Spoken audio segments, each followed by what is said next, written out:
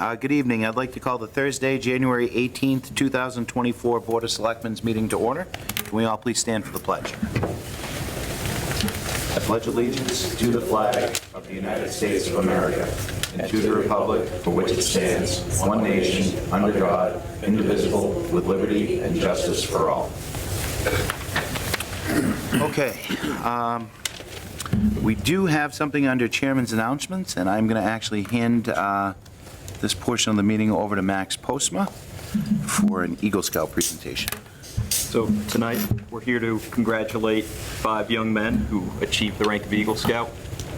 I completed this 5 years ago, so it's a great privilege to have 5 new Eagle Scouts within the community. It's a very hard thing to achieve. Not a lot of young men can do it. I think it shows a lot of dedication that you have towards your town, your community, and your nation. So we'd like to congratulate Griffin Bolu, Troy Cammy, Ethan Chisholm, Luke Lightbone, and Alex Wheeler.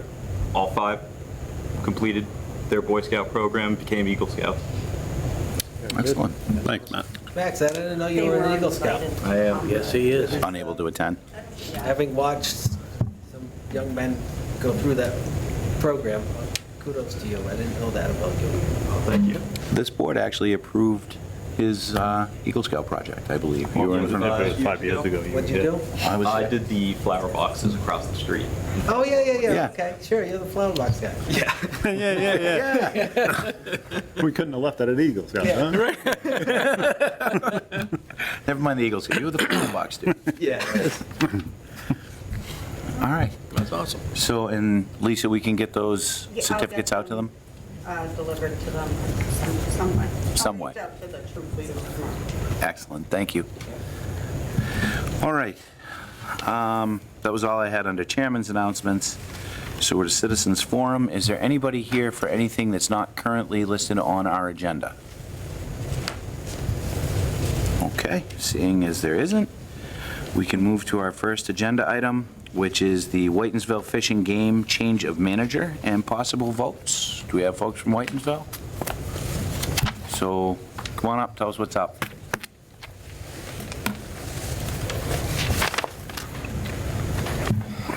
Our current bar manager has stepped down and relinquished any control what she had with the bar. So Kyle has been bartending for a couple of years there, so the board voted to put him in as the change of manager for a bar manager, to make it official. Received all the proper paperwork. They did pay the state the $200. So everything's all set to go. So it's just for us to approve, and then it goes off to ABCC, right? Yes. All right. Anybody have any questions or comments on this? It's pretty simple. No? I would entertain a motion to approve the change in management. So moved. Second. Motion's been made and seconded. Is there any further discussion on this? Seeing as none, all those in favor say aye. Aye. You're all set. Thanks, guys. Thank you. That was painless. Thank you. I'll send the paperwork off. Appreciate it. All right. Next is for us to review and approve Board of Selectmen 2024 meeting schedule and possible votes. Lisa, the ones in red, or are those the conflict dates or the proposed dates? Those are the proposed dates in red. Obviously, there's a state presidential primary in March, the night of a meeting, in September, and also in November. I did communicate with FinCom because we normally alternate weeks, and Dick was okay with using the community room if needed, if it was the same night.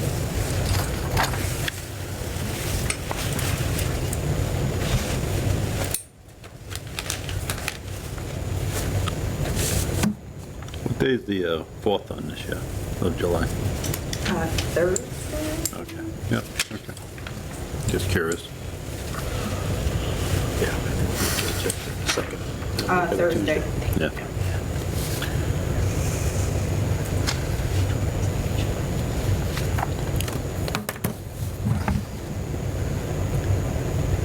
I have no issue with it. No? No, looks fine. Tim, you good? Yeah, give me a second, just looking up the change to this.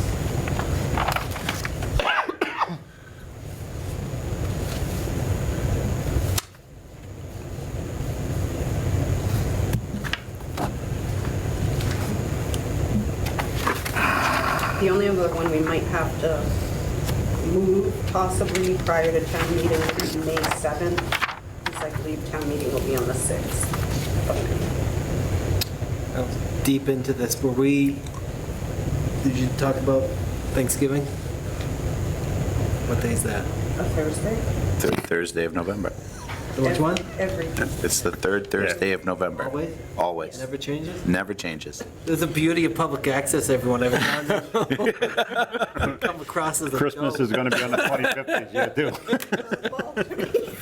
It's always, I was kidding. yeah. Yeah. All right. My wife's gonna love this. This might go viral, then. All right, that's great, let's go.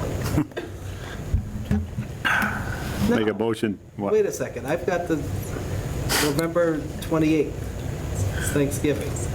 That's the 4th. I thought it was the last Thursday of the month. Oh, I always thought it was the third Thursday. Thursday, Matt, you know better than. Is the fourth Thursday? yes. Oh. That was always the last Thursday. See, so you're not the only one that's All a right, so I dolt. just reprieved myself. See? All So, right, now that you've been, have a least I knew little it was a moment of Thursday, though, redemption, Tim. do you mind having it the day, 2 days before? that's what I'm getting at. If the board's fine with that, I'll be fine with that. Make a motion to approve the meeting schedule as amended. Motion's been made and seconded.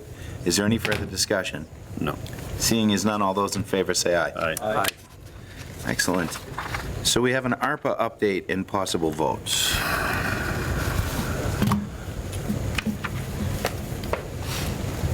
I don't think you're going to need any votes, just an update. Your phone project, which is item, well, this is one of Gene's fancy codes, 12201, it says phone project that was approved in October 22. Has been completed, and so that balance is going to be, I think we came in just a little bit under. If you're wondering what took so long, the specs for the police department needed to be worked and reworked and reworked. And some of the numbers needed to be turned over to us from Verizon, and they weren't moving all that quickly to get that done. And Surprise face. some of our fax machines have an analog to digital converter and didn't play nice with the new system, so we had a little bit of a delay. But it's fully implemented, town hall. We are now all on the same system, all of our town buildings. We call intercom numbers to call each other. It's voice over internet protocol, so it's a brand-new modern phone system, substantially better than the one we replaced it with. 2 items down, you have fire department, HVAC. We're approaching the point where we'll be able to put this out to bid shortly. There were some design changes.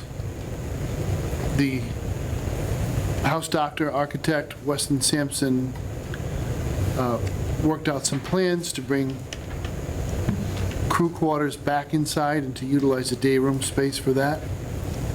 In your mechanical room, you're going to see those fuel tanks be removed and replaced with a large rectangular tank outside in between the building and the new generator. That frees up space for all of the generator equipment, electrical boxes and whatnot, because we are significantly enhancing the electrical, just the total amount of electrical service available inside the building. So the electrical project is a town meeting capital project. HVAC was an ARPA project. Everything's held up until the HVAC designer marries up the HVAC electrical needs to the electrical plan. Once those two things are meshed together and they all agree, they will be going out to bid. And the last item here, school security. We have invitation for bids has been posted. There's a mandatory walkthrough for all interested bidders on January 25th at 10 o'clock in the morning at the superintendent's office. As I mentioned previously, in connection with this project, we do not release any school building floor plans or data. They have to come to the walkthrough, and we won't actually share final design plans until we have a successful bidder. The materials list was vetted by several outside experts, and there is sufficient detail in the IFB to allow bidders to offer competitive pricing. Nobody can be in this building to, any of our buildings, to install security cameras unless they have the necessary certifications from the Department of Public Safety and DCAM. So it narrows itself out. We have every reason to believe this $225,000 to be sufficient.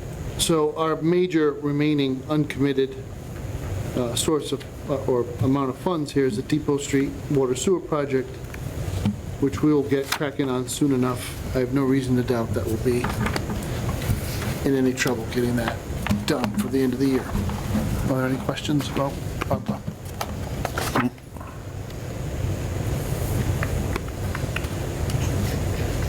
I don't have any. Moving along, right? Moving right along. It's a beautiful thing.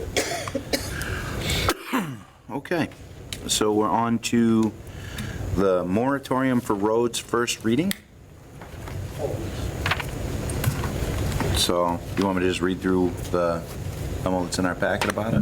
We have Bob there. Does he want to add any, talk about it at all? or-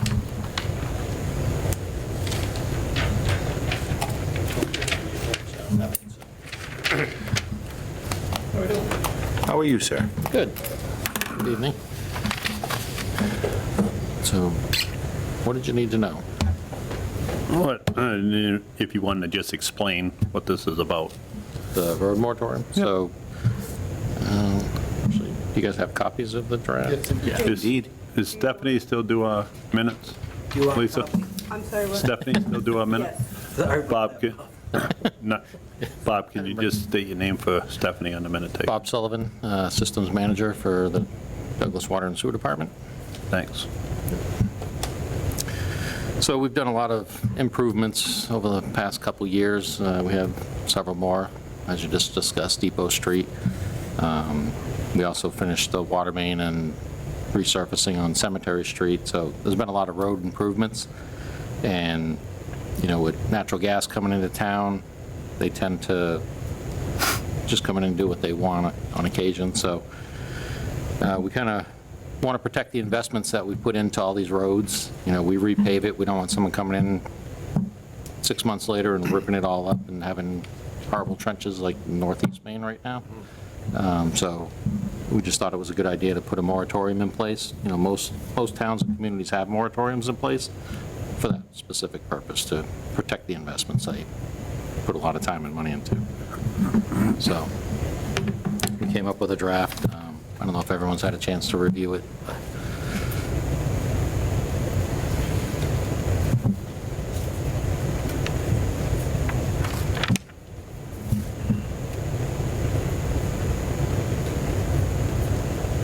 Anyone has any questions?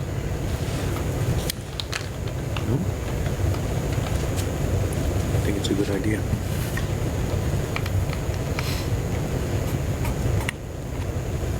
Yeah, like it's a 5-year term that it's just, you're not touching it. 5-year term starting the following January 1st. After It'll be completion. 5 calendar years following the completion of the road. Or if it's a new So if you road, came in now, you're waiting until next January 1st for it to start. Makes sense. and if it's a new subdivision that they put in, you know, that's in here as well. So it's 5 years the following January from when the town accepts the road.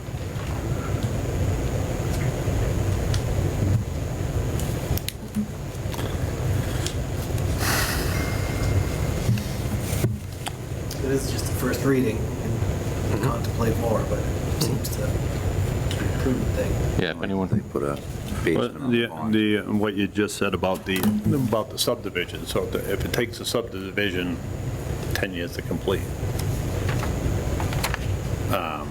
you want to start it from 5 years after the acceptance of it, or Well- when they actually put the road in? well, from what I see, you don't accept the roads until they're complete and up to town specs. So that's usually about the last thing you do on a project. Yeah, okay. Because you got all the Yeah, equipment going in, so. Just for clarity, that's why I'm asking. I would assume you're going to, when you accept the road, that, you know, the following January starts the 5-year period for that. Makes sense. Anybody else have any questions, comments, concerns? No, I like it. Nice. All right. Thanks, Bob. That's it? Yes. Thanks, Bob. Yeah. All right, and we're going to pass over 5. We don't have any minutes to review this evening. Lisa? Okay. Which brings us to a discussion regarding Oak Street and possible votes. And in the essence of trying to be efficient, I'm going to try and put a cap on, commentary and things like that. If we could limit our comments to 2 to 3 minutes, that would be appreciated. So, do we have anybody here that wishes to speak on the Oak Street project? I was just looking to see if our conservation agent was online, but he's not. It's going to be closer to 7:45 by the time we get in. You're moving along way more. Can we, We can put a pin in it and finish the rest of the agenda? 'cause I would rather have him comment on it, just to bring the board up and everybody else up to speed as to where we sit on that. Okay. So I'm going to put a hold on this until 7:45, and then Yeah. we'll circle back to it? Yeah. Does that make sense? Good with that? Excellent. Just for anybody in the audience, and the purpose of that is the conservation agent's not available until about 7:45. Okay. So, the fun stuff, the FY25 budget discussion and possible vote. No, they go 7:45. No. Maybe not. If you're asking for a soliloquy that lasts 25 minutes, I might be able to oblige. Okay. So in your packet tonight is one of the steps in the budget process, which is to review the housekeeping article from special town meeting in November. That was Article 1. And to determine whether or not some of those items continue to be funded in the budget for fiscal '25. And as you can see, many of the changes were, in fact, permanent changes that will be added to the baseline budget for fiscal '25.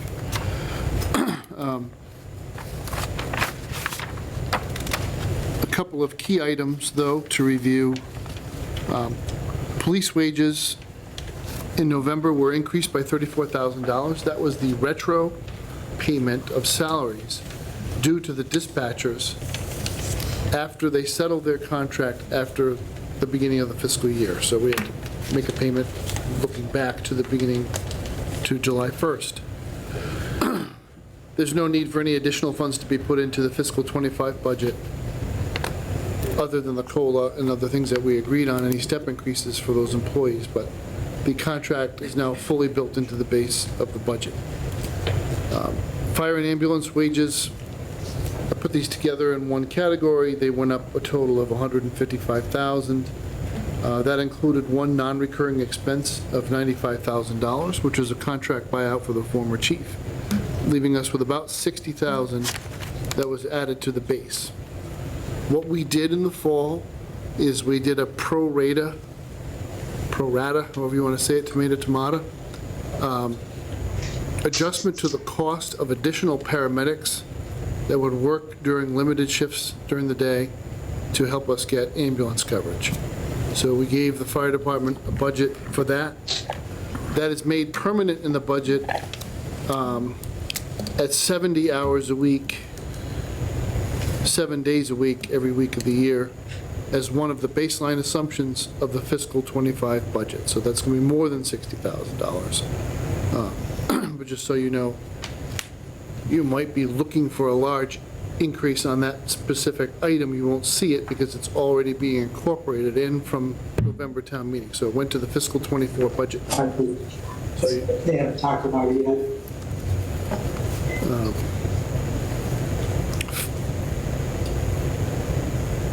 We will not add the tree warden's expenses to the base. We do that every fall, and that is largely dependent on the availability of new growth to fund typically $50,000 worth of tree removal and other expenses.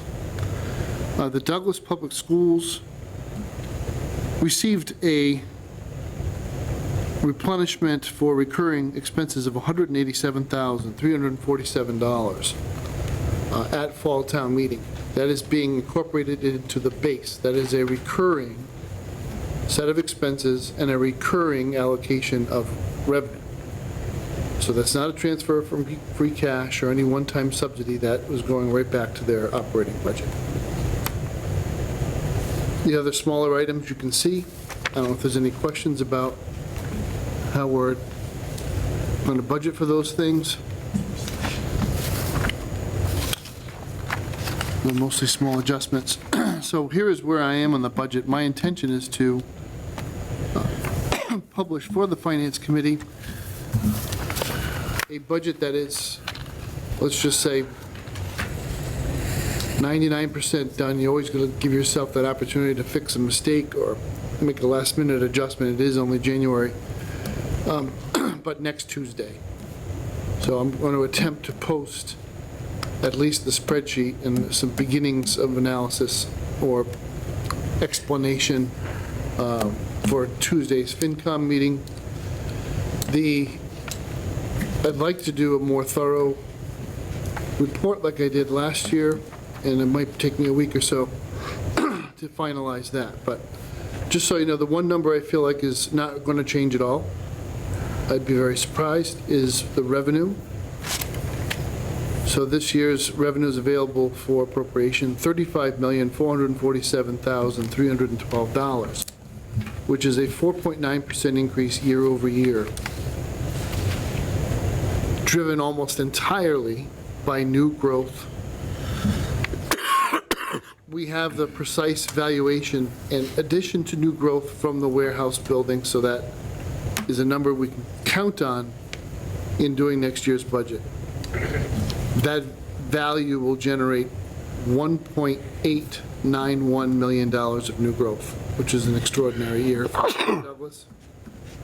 The assessor feels like we should hold back over $500,000 of that in overlay in case the warehouse owner challenges the value.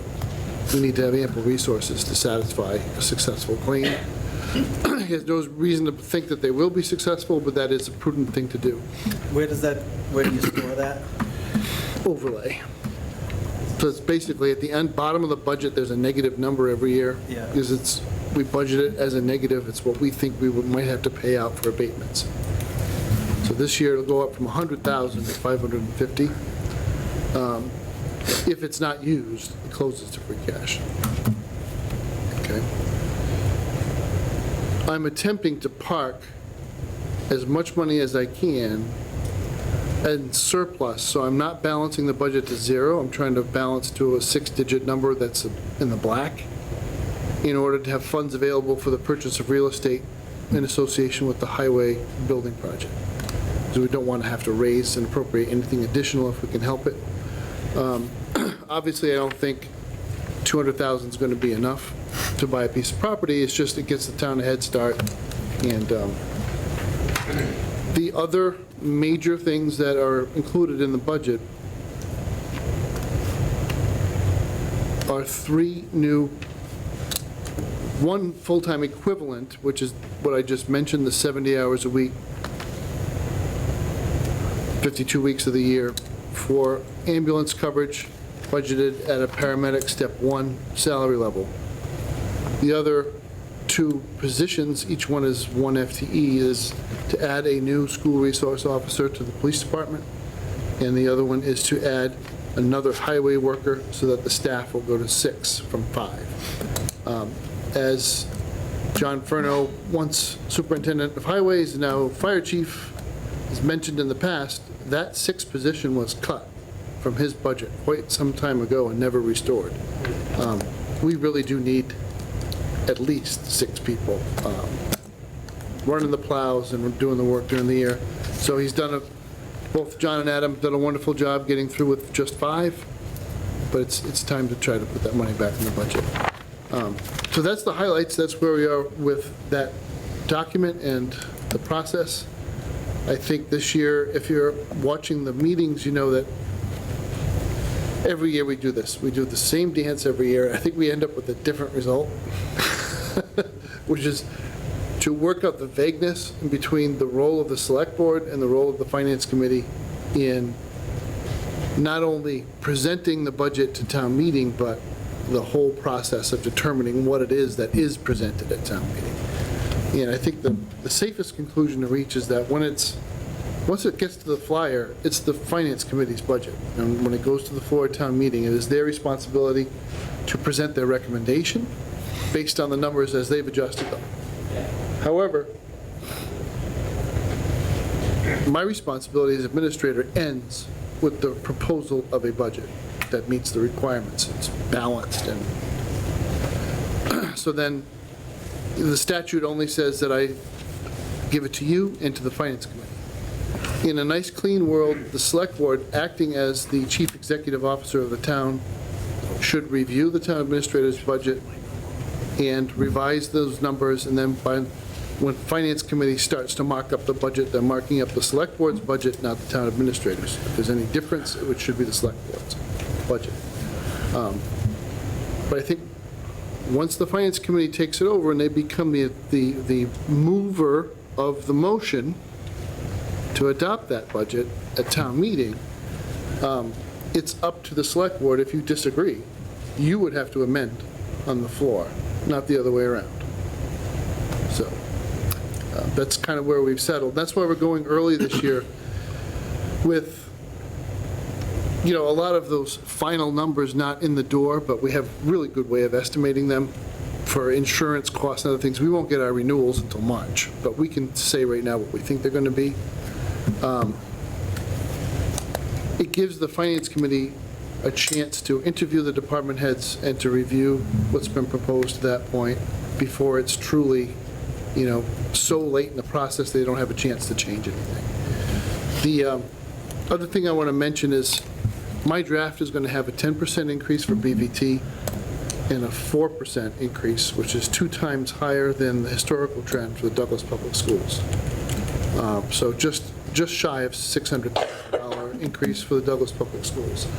I'm hard-pressed to think I could do any better than that. Take that 590 and you put it with the 187, you're getting almost $770,000 back into the schools. And that's going to be, I think, probably the major source of discussion at the Finance Committee as we go through the process. But this large influx of resources made that conversation possible to have. Matt, I'll give you a break, let you catch your breath. You almost did 25 minutes. I'm doing all right. Why, on the school budget, why would that be the discussion? But people think it's too much? Do they think it's not enough? I think you're going to get people to say both of those things. Yeah. Just par for the course. The tough thing about being in the middle, this is one of my favorite John Chafee quotes, the tough thing about being in the middle is people on both sides are shooting at you.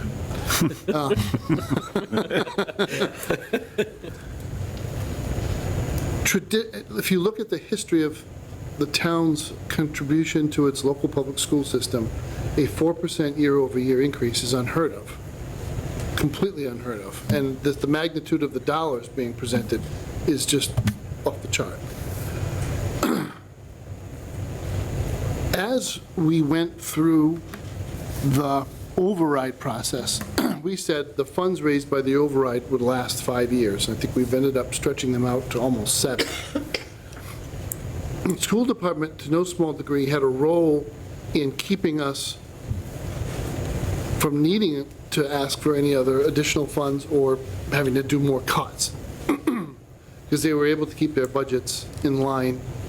And yet, as each year has gone, especially after year 5, they've been cutting more and more out of their needs budget, and started this year. I'll admit, I never thought anything else was possible other than a drawdown of reserves. It was actually not a plan, but it was viewed from my desk as an opportunity to keep the budget for last year balanced without any significant drawdown of our savings if they drew down on their savings, knowing full well that this warehouse was going to be valued in December of this year and that we would have a significant increase in revenues.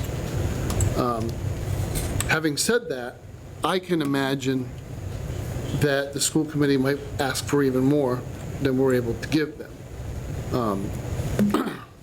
And so I'm sure there'll be that conversation of how do you knock it back to to what I'm giving, but I'm not at all ashamed of this number. I think it's a really, really strong number, and will allow, for me, the soft spot is the positions being requested by the schools are largely related to the quality of life of the student. So it's adjustment counselors and guidance and the things that support students as they go through their educational experience. It's not for some whiz-bang new aggressive program of unproven merit. These are things that school departments are asking for increasingly because many of society's biggest problems are finding their way into our school buildings.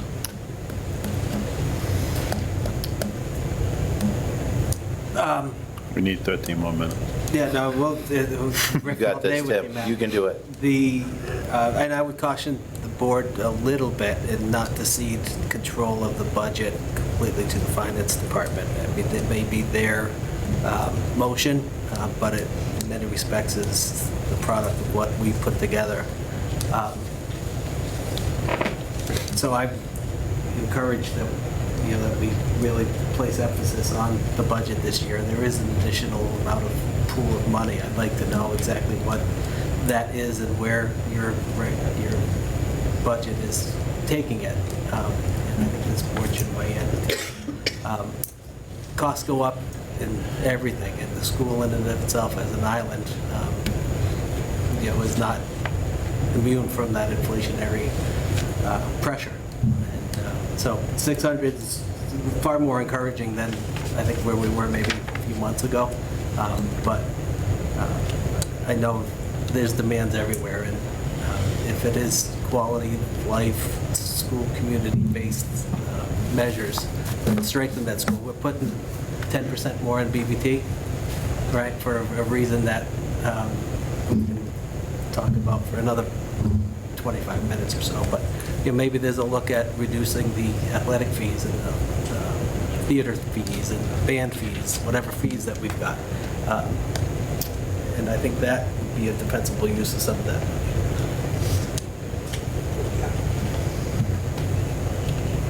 Not bad. All right. I thought you had another 10 minutes, and you But really did. this can morph into, and we can just knock out number 8 if we want to be efficient, because I think we can get as close.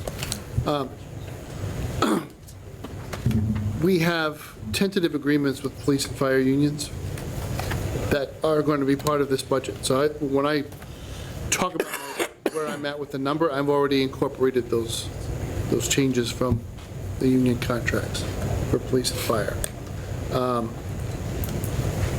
Selectman Smith sat in with the firefighters, Selectman Fitzpatrick sat in with the police officers. I think this is our Trafalgar year, to use a historical image.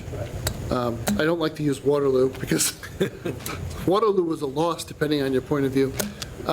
This is we're up against a really challenging environment, but we think we can win if we're strategic and careful and thoughtful about how we structure salaries and where we position ourselves vis-a-vis other communities of comparable size and nearby location. The fire department had more catching up to do than the police department, so the allocation of funds from that pool of revenue I just talked about will be more heavily weighted towards fire.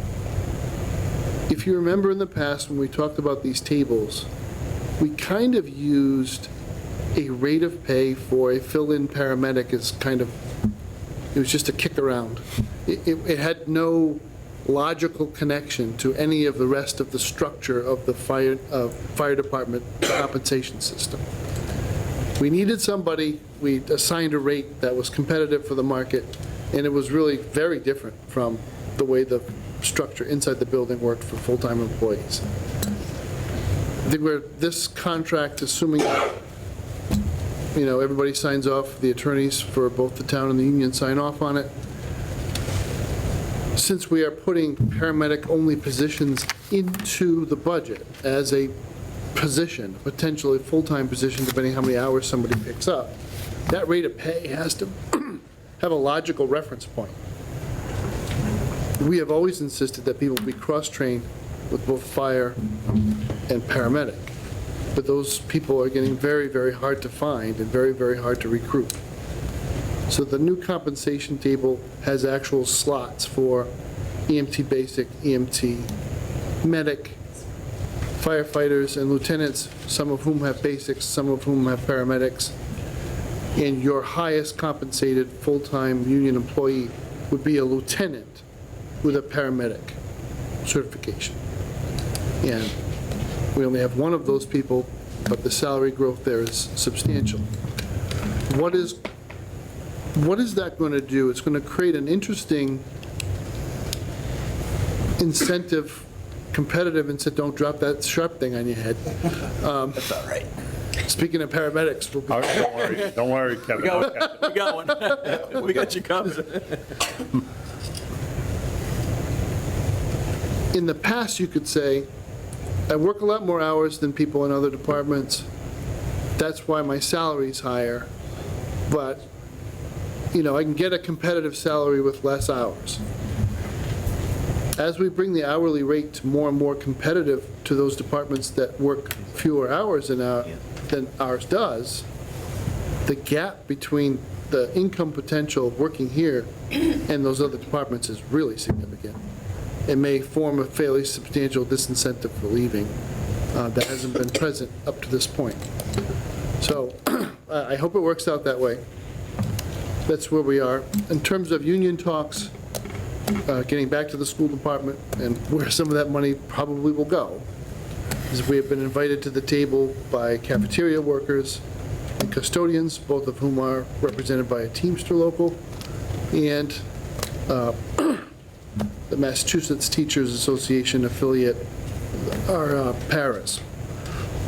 Our paras are really way behind, and we know that we're going to have some work to do in that negotiation. The superintendent has a lot of great ideas. Those things have been discussed in executive session on the negotiation committee. We're going to be starting, I believe, February 7th. So it's been a busy year, so we'll do 5 contracts in total this year, 2 of which will go to town meeting for ratification. Either. So now that we have Brandon here, we've successfully delivered the baton to the next runner. It's a lovely tap dancer. You did a good job. All right, so we're going to circle back to agenda item 6, which is the discussion regarding the Oak Street project. And I believe we have our conservation agent available with us now. So I'm going to turn the floor over to you. Okay, so I'll give you a quick update as to where we are with the Conservation Commission. Does anybody need a quick overview of the background of this, or can I just get right to what's being done now? You can get right into it. Okay, so today, the Conservation Commission has met twice on this matter. Has spent probably close to 5 hours in meetings over the last 2 meetings since this all started on December 11th, discussing, at the last meeting, they issued an enforcement order under the Wetlands Protection Act and the local Wetlands Protection Bylaw with fines of $200 a day. The first 2 weeks worth of fines have been issued and dropped off at the Uxbridge District Court. The town of Sutton also issued an enforcement order with fines, and I was at the Sutton Conservation Commission meeting last night, and Blue Wave Solar handed the chairman a check for $4,200, which covers the first 2 weeks worth of fines in Sutton. So it makes me feel good that they are complying and doing what is told to them as far as the fines, you know, that they've accepted them. There's no end in sight with the fines with Douglas. They said that the fines will stop once the matter is resolved and you get the site stable. So that's where that stands. Blue Wave Solar, through their subcontractor Weston and Sampson, created a restoration plan, which was accepted earlier this week. Okay. One thing that the Douglas Conservation Commission did at the last meeting, is because of many concerns of the neighbors and the folks in the general area that came to speak. They're very concerned about what may be in the soils that have sloughed off the site or have even been imported to the site. One of those parameters is something called PFAS, known as the forever chemicals. And they added a condition to their orders condition, which they have the right to do under the bylaw and their conditions in the permit, was that soil that they will be removing from places they don't belong on site must be tested first. And any imported soil that comes to the site must also be tested, including PFAS. Okay? Any questions about any of that so far? Nope, Pretty clear. very Okay, straightforward. so that's like the actions that have been taken so far. As part of the restoration plan, the requirements for Blue Wave to get this site where it's supposed to be, the Conservation Commission required an as-built plan, or I should say a progress plan to date of the detention basin that's being built to handle all of the stormwater, which will ultimately become a permanent feature as part of the solar farm. They're really concerned that the infiltration basins just aren't working. They're designed to dry up within 72 hours of them filling up with water from a precipitation event. And they haven't done that. They've been holding water for months on end now. The high groundwater at the site is, in my opinion anyway, most likely contributing to increased discharge of water onto Oak Street, starting around utility pole number 17, which is near the Mazinski property. And so there's that. Infiltration basin number 2 has been observed to discharge water all the way down to Oak Street, but going in the different direction toward the Rossi property. What else we have? One issue we're having right now is before every storm, Blue Wave has been putting pumps into the infiltration basins because they know they're not going to be able to handle all the water because they're not infiltrating like they're supposed to. So they've been pumping water into a diversion ditch. Theoretically sounds good. The problem is that the divergent, they pointed the diversion ditch directly to the Charlotte and Steve Kroll property at 78 Torrey Road, which is right up, over the line in Sutton. And it has caused increased water in, not just water, but dirty water, silt-laden water onto the Kroll property, which then flows downhill back into the wetland that goes onto the Mazinski Living Trust land that ultimately makes its way back down to Manchock Pond. So I can't say that any value was added by creating the diversion ditch and pumping the water into it. What they're doing now is they're pumping dirty water from these basins to the top of the hill in a spot that is probably the farthest away from any other property, and then letting it run downhill and infiltrate into the ground. The problem is we've been having so much rain, and the soils on this site are they're poorly drained. And the soils were so saturated over this last weekend storm that came Friday and Saturday that even being at least 300 feet away from the Kroll property, the silt-laden water was still making its way down to the Kroll property, just in a different location than it was before. Okay? The Mazinski Living Trust property just over the line in Sutton has so much silt and sediment on it that needs to be cleaned up, that Blue Wave has agreed to clean up. The problem is now the weather is still not cooperating. Now we have snow, we have frozen soil. The plan is to have a vac truck and a long tube bring up that soil, but it's designed to bring up single grains of sand and suck it up, not chunks of dirt. It just doesn't have the juice to do that. So our biggest, we have plenty of enemies on this site, but one of the bigger ones is the weather right now, okay? I'll leave it there. Do you have any questions so far? Just one, maybe more out of curiosity, but that initial diversion to that extra catch basin, I mean, was that Which catch basin? Diversion ditch. the diversion ditch that eventually trickled into the Sutton property owners? I know it might make this easy. I have a updated aerial photograph of the site, that might help you navigate things. Okay, if I can get screen sharing abilities.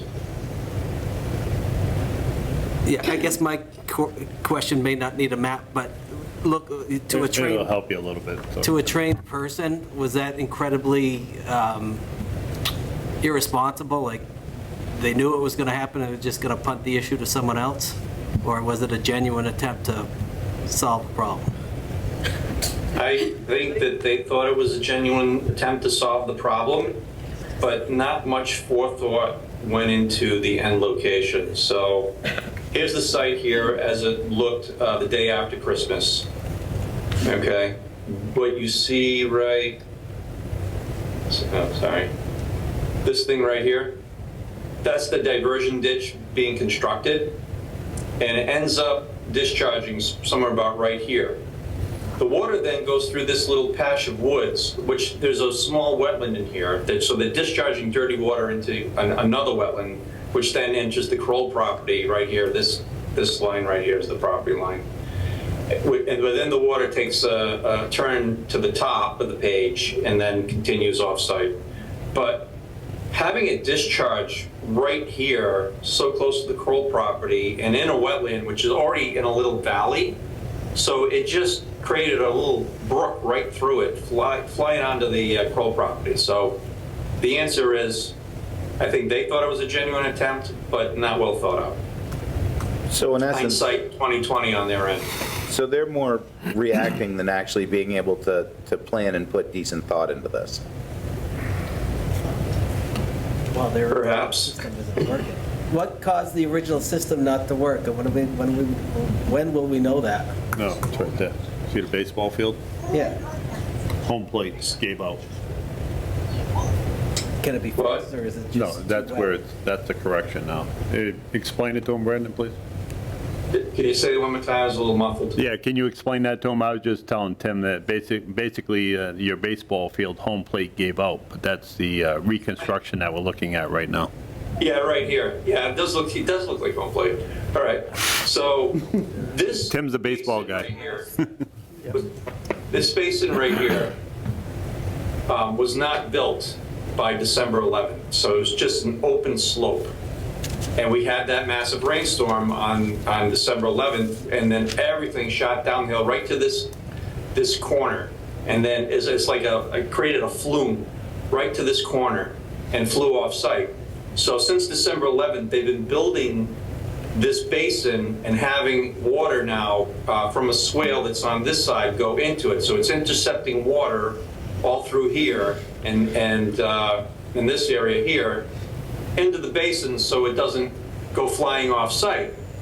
The problem is that there's still water bleeding out of the side of the slope here and into the home plate area and past, because Mrs. Mosinski at last night's Sutton Concom meeting complained that silty water is still entering her land, and she's very frustrated because she doesn't want any cleanup efforts to be in vain. She wants it to be one and done and not have to keep on going back there. But the new problem, this basin right here, and this long basin right here, you see they're holding water. They shouldn't be holding water. They should be dry. What the contractor says, they say, oh, hold on, man. Hold on for a minute. Like, we're still in construction. You gotta give us a break. During construction, we have a right through our construction general permit by EPA to do construction period best management practices in order to just control our site. But when it's all done, then it's going to work, perfectly. And that is a question that the Conservation Commission is really struggling with right now because it's obviously not working, and they're not totally convinced that it will work. So there's still a question about what the Conservation Commission is going to require as far as making them go back to the drawing board with their engineering design. Yeah. Is it possible to get a third party that's not associated with either the town or the contractor to come in and look at their plans and make recommendations on it? It is, absolutely is. What Blue Way will say is that, well, that was already done when we did the design.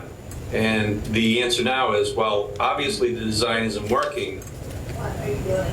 We want a brand new review. And earlier I just told you that they're having an as-built plan required of the basins. So they're going to take What are you doing? the as-built plan as it is now, and maybe that's something that the engineer can review.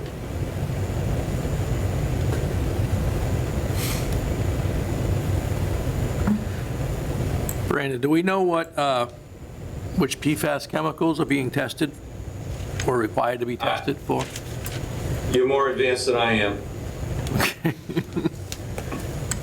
Just a question, which chemicals? How about all of them? Okay. Yeah. I mean, the commission knows that PFAS is a problem, but I think that's about as sophisticated they're going to get. And honestly, I'm not more sophisticated with the chemistry myself. I should get. Yeah. And Brandon, these fines are continuing to accrue daily until they're back within compliance or this is cleaned up? Correct.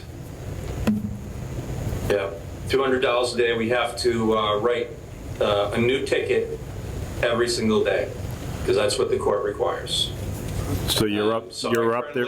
I currently have 4 ticket books on my desk. Are you up there every single day? No. Who's up there every single day to do the tickets?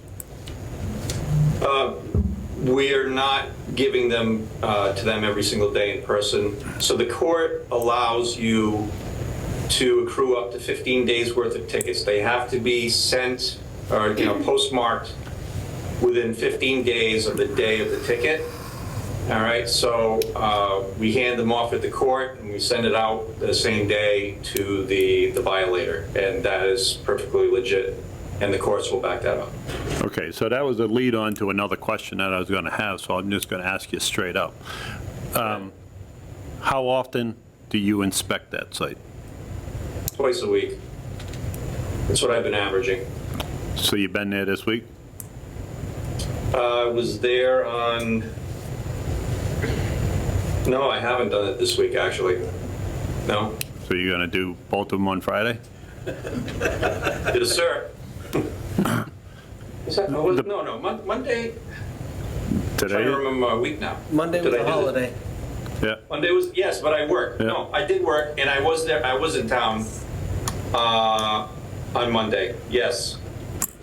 What I've noticed since the 23rd of December is they respond to attention. So if we give them attention, they're going to be more apt to perform. This is true. So do you know when you're going out there next? I can go out there tomorrow, sir. Well, I'm not directing you to. I'm asking you what your plan is. Do you have a plan you said twice a week, so what's the planned schedule?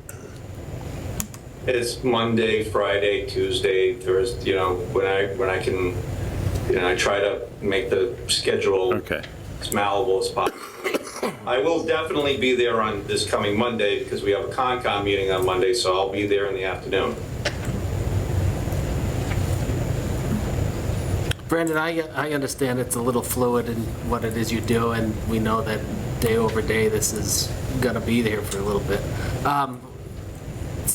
Who defines stable and estimated time frame as to when this is fixed? Wrong one. Well, stable is when the Concom is comfortable as a majority, right? I don't think they're going to make them wait until grass is growing. That could be, sometime in the summer. That would be a lot of fines that I'm not sure would be, really supported by the court based on my personal experience with other ticket issues. I think the Conservation Commission, more than anything, is looking to make sure that those basins drain and are accepting the water they're supposed to accept, and that there's no more silty water leaving the site. And who makes that determination? Who would make it? Who makes that determination? The commission as a whole is. They're not up there at the site, so who gives them that information? Oh, that would be me. It would be on my recommendation. Okay. Yeah.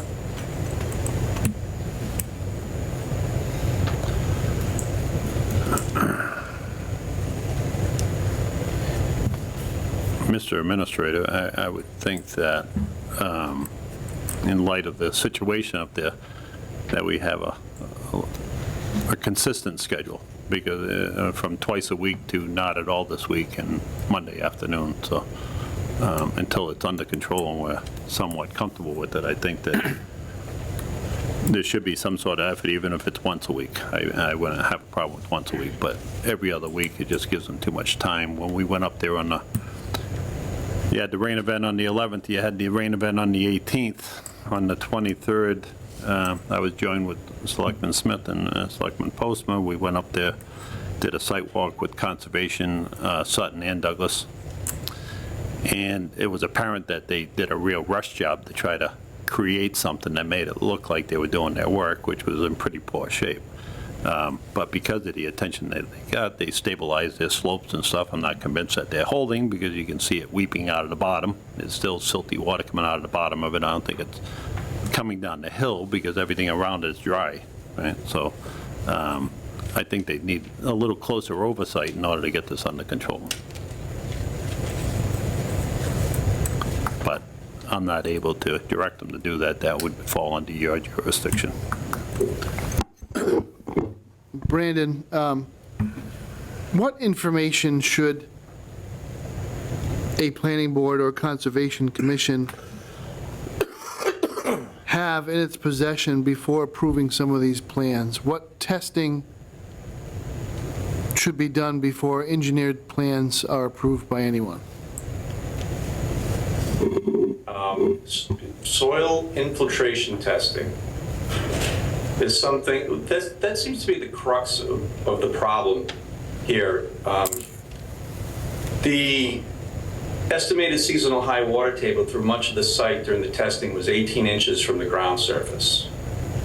And based on what I've seen for the soil types here, you're dealing with a phenomenon called hard pan, which is very densely packed soil, usually starts around 2-3 feet down. You can pick the soil up like chunks of rock and throw them around. This so tightly packed, and that's what I fear might be the problem with this whole site, is that the soil consistency, the denseness of the soil wasn't taken into consideration when they were thinking about their infiltration rates.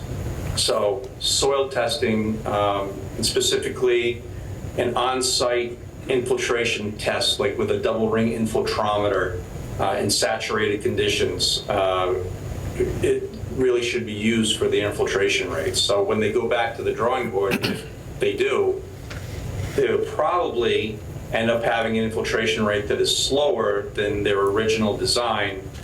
That would cause these basins to get larger so they can hold more volume of water, because it's just not perking as fast. It's the same kind of concept you would do with a leach field. If it doesn't perk as fast, you need more area in which to allow the water to go down. So that's the big ticket item for me for testing. Is it your practice to use that in other towns where you work? Oh, absolutely, and it's a requirement. Whenever there's soil testing being done that's a project that requires review under the stormwater standards, you have to do on-site testing, and when that happens, and it's in wetlands jurisdiction, which is where my jurisdiction ends and part of my job, I always ask to be there when they do those tests. It's not always possible because sometimes they don't, I don't know that they're doing it because I generally don't find out until the application has been received. But the engineers who know me, more of the local people, that you see time and again, they know this about me. So when they're doing the testing, they make sure to call me up. Could we make it part of the conservation policy to require that it's witnessed, just such as the Board of Health does with their Board of Health agent? Is that a question for me or for the? Yeah, if you know the answer. It is, but like I said, it's tough. You can make it a requirement, but people generally don't start looking at the policies, procedures, and application requirements until it's time to, submit. And a lot of times they've already done this testing before that time, so it's tough. Well, if they You didn't can make read the them go back rules, afterwards. if they didn't read the rules, I guess they have to test again. I suppose so. If it's the policy to have it witnessed, it's not up for debate. Yeah, I agree. You can't go get a septic design and say, well, I forgot to call you guys up. Trust me, it's right. It doesn't work that way. Right, well, we don't have quite the same setup as Board of Health where when you do a perk test, you have to have it witnessed. Well, if you set your policy that way, if it's enforceable, then it is what it is. You have to witness That's it. fair enough. Something you probably should discuss with your commission and see if that's what they want to implement. I'm just going to chime in. Douglas being what it is and the soil types across the town, it needs to be a requirement. Right. This entire band of geography across northern Rhode Island and southern Massachusetts is, almost every town deals with a very similar issue. And if you've ever worked with the soil in this general region, you know that hard pan is there. If you've ever driven an iron stake in the ground on the side of a hill in North Cumberland, within 1 year, the loam on top had slid down the hill and pushed the thing to an angle, because it's actually, the loam is actually sloughing off the side of the hard pan on a 300-foot high hill. So it's not at all unusual, and we just got to get into the habit of making people adapt to our conditions. Their economic incentive is to squeeze as many panels onto a piece of property as possible. Ours has to be to make sure every square inch of infiltration pond that needs to be is built. And that's determined first. And they fit in their panels and determine whether their project is viable only after they consider the terrain, not. Yeah, stabilized site, yeah. I don't have anything else on this topic. I don't know. Anybody else have any questions for the conservation agent?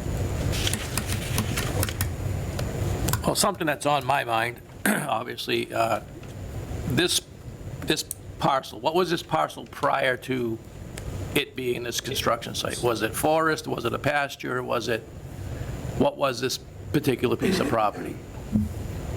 There's about 1/3 pasture, 2/3 woods. Okay. We didn't have a water problem then, right? Right. Okay.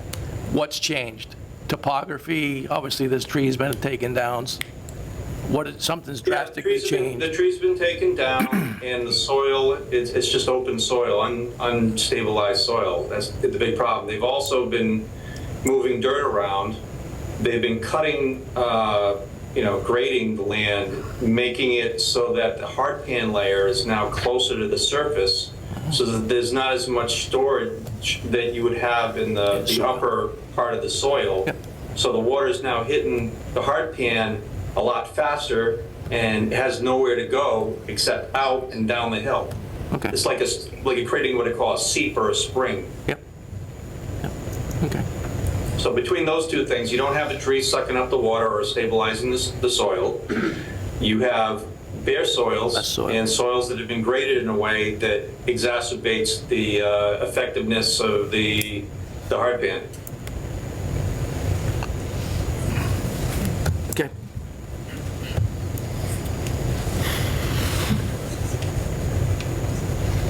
Any other questions? Can I ask a question? One moment. That's, you might want to open it up over here first. Just a hint. Yep. Anybody out in the audience on the floor have any questions or comments, or? I do. You want to go first?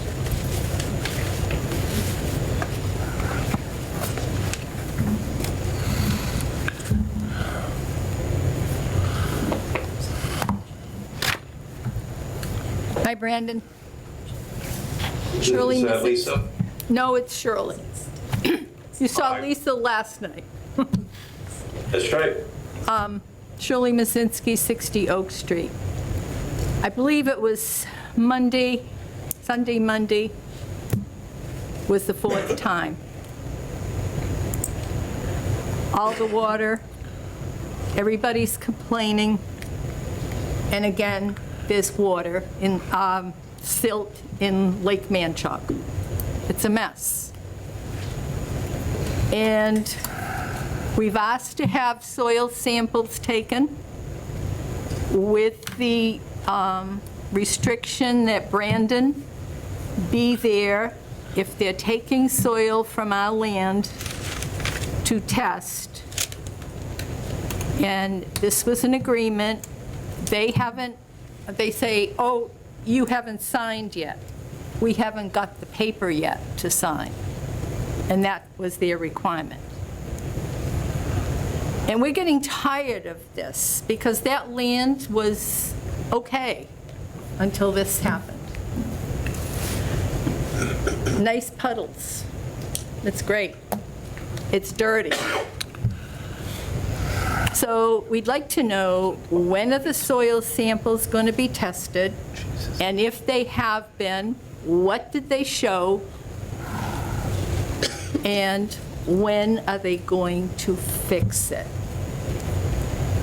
It's enough. And another storm, and we'll get the same thing again, because supposedly they had it fixed. Oh, it'll be okay. And it went right down through the woods again. It's not working. That's all I have to say. Thank you, Shirley. Thank you.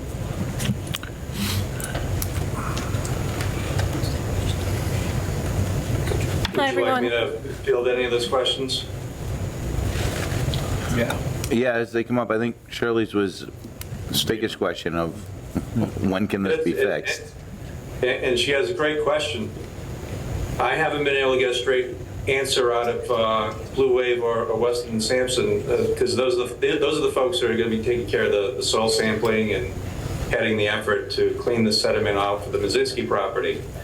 At last night's meeting, they told us verbally that the soil samples from 45 Oak Street, the subject property, came in. And they said everything was great, but they didn't give us a copy of the results. So I asked for that, and Weston and Sampson said that they'd send it to me, and I still haven't received it. And I'm still waiting for them to finish their, the certificate of compliance that will help to indemnify the Mazinski Living Trust or anybody working on the property. Haven't seen any of that. There's some other legal mumbo jumbo that they say they're taking care of. Haven't seen it, and I haven't been able to get them to move any faster. So it's a little frustrating on my end. Matt, Thank you, Brandon. quick question. Like, can we get town council engaged or something else to try and entice them to move a little faster? Like, what's the next escalation point that we have? Because lip service obviously doesn't get anywhere.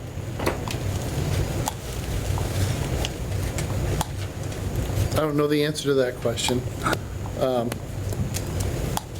I'm inclined to ask Brandon if if the Concom has the authority to increase the fines, if we get more and more black You're cooperation. limited to 200 a day, and I think there's another section that they could actually impose a $300 a day fine. And so they can impose. I say we That's a give them a good time frame point. to answer, and if not, the fines go up. No, you're limited as to what the bylaw says. You can't just raise them up. Go ahead. keep Right. reading. May I? Yes. The wetlands protection bylaw It's time for caps hardball. fines at $200 a day, even though, Chapter 40, Section 21D allows up to $300 a day fines. How that sausage got made, capped at $200 as opposed to $300, I have no idea. But it's capped at $200 right now. Article 11, stormwater, puts the Conservation Commission in charge of stormwater in town. So as Mr. Fitzpatrick was just saying, there's probably another article, section of the bylaws that the commission could issue fines under as well. I'd have to check to see what those fines are capped at per day. Can the commission ask council to seek an injunction directing? Yes. Yeah, I've had this conversation with Brian Winter, Esquire, Okay. and it's something that he's done before as well. But usually, only when people aren't paying their fines. How else they could do it, I don't know. That's something for town council. It'd be a good question for them. Yeah, I'd have to think that there's got to be another mechanism if they're making commitments to a board or an agency and they're not meeting them. Right. And you can see this picture up on the screen was taken on the 13th. So there's still, and you can see that the basin 5 here, this is that home plate that Mr. Fitzpatrick was talking about. The back side of the basin has a erosion control blanket on it, which looks great. You have all this stone, but the water is still bleeding out dirty from the bottom of that basin. And it's continuing to the left of this picture onto the Mazinski land. So I understand their frustration. Makes me curious, and I think I want to try and get a hold of land council. I think they'd be the ones to ask. That if these guys can't seem to get the drainage and everything That's who else. Brian Winter works for. Okay. If they can't seem to get this in control with the drainage or anything else, is there any court or legal action that we can say, okay, you're done with your project, return the land back to the way it was? I think the challenge that you're going to have is if they were doing absolutely nothing, yes, you could go in there and slam them. That hill there is totally different than when we went out. That's the same one we stood at the top of on the 23rd. When we got there on the 23rd, they had, from the 18th of the last storm until the 23rd, they knew we were coming, so they went in there, they chipped a whole bunch of hay to try to make it look pretty on the top. They went in there with the bulldozer and they tried to form that basin. Well, probably 50-degree angle on some of it and 90 degrees on the other, and I have pictures of it, and it was ridiculous as to how they did it, but they were trying to do something to make it look like they were making progress. But since then, they've done all this other work. They're in a really difficult spot. I'm not trying to defend them. It is what it is. You have to identify it. Is because of the weather conditions, they're fighting that, right? It is no excuse. I'm not convinced that this thing will ever work because it, as Brandon says, it doesn't allow the water to soak into the ground, right? All they're doing is holding a giant basin of water, which they pumped out. It was down 4 feet before the storm that was only about 1.5 inches, and it rose right up to the top. It's not that big, right? I think what needs to be done is they got to keep going at it. They shouldn't be allowed to put one structure in the ground until they have that system working up there. And it probably will greatly reduce the size of the area that they have to work with because that basin's going to have to get larger. But I don't know how they're going to make it larger. It's almost like they have to make one behind it or something because how big can you make this thing? I was up there with Jane Mazinski and Lisa Mazinski within the last week, and I was looking at that bottom of Basin 5 where all the sediment is, and if you look behind it, you could see the stone, there was a depression, and I have a picture of it. And I'm looking at it, I'm like, it doesn't make sense, because everything else is a nice contour everywhere, except right above where the water's leaking out, the stone's sunken in, which makes me think that it's starting to fail. I suggested to the two of them not to go there at all, up near that basin, because if there's a catastrophic failure, it's going to be pretty bad, right? I'm not saying it's going to fail, but there's warning signs there to make you pay attention to it. Right? I agree with that statement. I'm kind of the mindset is like, figure out a way to make this work or put it back the way that you found it. Like this, they're just throwing mud against the wall and hoping something's going to stick, and that doesn't work. Well, where my head is at with it, I've gone to the Sutton Town Conservation meeting. I watched the other one, the conservation meeting last night. I've attended our own conservation meetings. Matt and I have had a meeting with Brandon. There's a definite mentality change to the conservation approach now. I think we should allow them to try to do their work, and we're not conservation people, we know nothing about it. But I would like to see Brandon have a little more aggressive approach as far as going up there, monitoring, seeing what's going on. I don't want to be reactive, I'd rather be proactive to the problem. I don't want to go up there every time the phone blows up because the water's coming down the hill. I'd rather see what's going on, see if what's their plan? Are we just waiting for this thing to fill up and overflow and then we're going to address it? Or are you guys trying to come up with a solution? Somebody in the discussions had said it seems that the only thing that they seem to respond to is pressure. So let's turn up the pressure. If we have to have the conservation Well, up no, there every day, what I had he's said there. is they respond to attention, right? So now that they have all the focus on them, they have been very reactive into the situation, right? And they put a lot of effort. They have no choice, right? They have two different towns that are coming down on them. But you can't take the pressure off them. You got to keep it on them. And I would like to see at least one visit a week going up there to find out what's going on, not waiting a week goes by to see there's not much you're going to do when it's frozen, I get it. The best thing that could happen right now is get a big snowfall, because then it's going to slow all this water down going down through the woods. With no snow on the ground, and you get especially if it warmed up right now, we got a rainstorm, that would be the worst thing that could possibly happen, because the frozen ground is just going to carry that water flying right down the hill. And whatever it loosens up, a lot of that silt that you see going down in the Manchog is washout that was already in the woods. Now, they're still getting a lot more. I'm not saying that's stopped. But a lot of it was the washout from the bottom, because when you went down the Holt Road, I believe that's what you call it, where it goes under the road into Manchog Pond, where the big plume was starting. If you look at all that undergrowth there now, it's pretty much washed out. You don't see, when it first happened, it looked like coffee milk.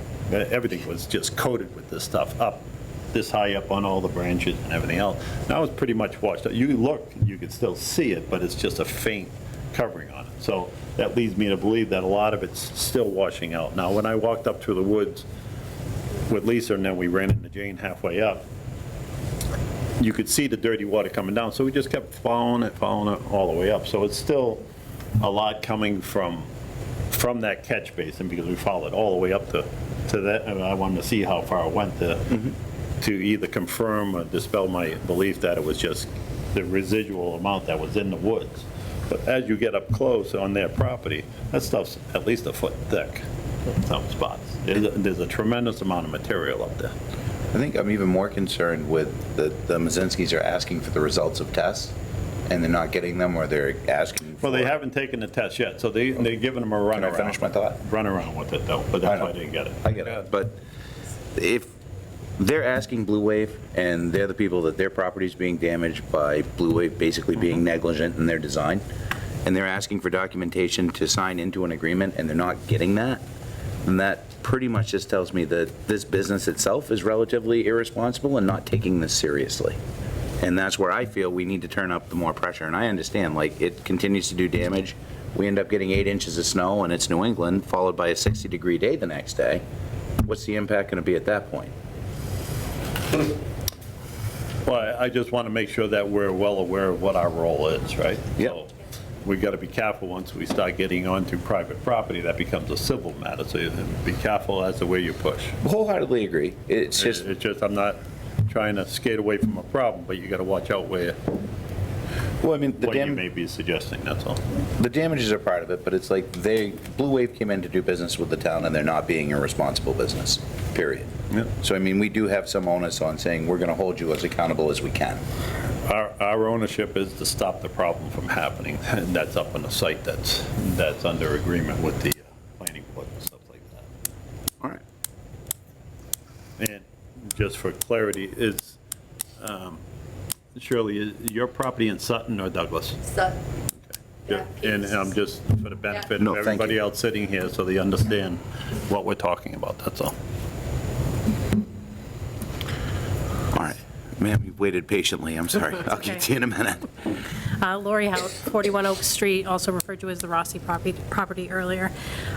You all got my email the other day. Want to reiterate just a couple of things. Planning board, not knowing about this until last week, having watched the planning board meeting, they were, fairly upset about what's going on. It was mentioned bringing, everybody to the table at the next planning board meeting, but it is a concern that these, we're waiting like a couple weeks for the next meeting and a couple more weeks and another storm, and we know what happens after a foot of snow and then rain the next day. It happened last week, right? I agree that we need to stop the project. They were working on our side, which on the map up there was the lower left corner. This is because there is no cease and desist in place right now in Douglas, only in Sutton. And, what they were doing was digging up hardpan. For what purpose, I don't know exactly, but we think they're making a trench, and they were putting it close to our property in a pile, which is just going to wash out next time it rains, which is tomorrow.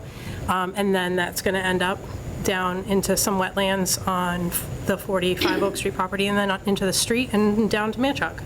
So this is a big problem. That's my house. We're having, it's running out down, we have about a 7-inch deep crevice now alongside our shed. But, these are all, that's really less of a concern to me than the fact that they're working on it and not resolving the problem with getting into the wetlands and getting into Lake Manchog. They're not, like, they didn't even put the straw bale back that tipped over, so it's, anytime it rains, it's coming up from that. So I don't think that they're being diligent. I don't think they're being responsible. I also just want to note that it was mentioned at last night's Sutton Conservation Commission meeting that there would be, Brandon mentioned some kind of a meeting that will happen between the board, the Conservation Commission, I believe, and the contractor that would not be public, and I'm not sure if that's really okay. They can't do that. No.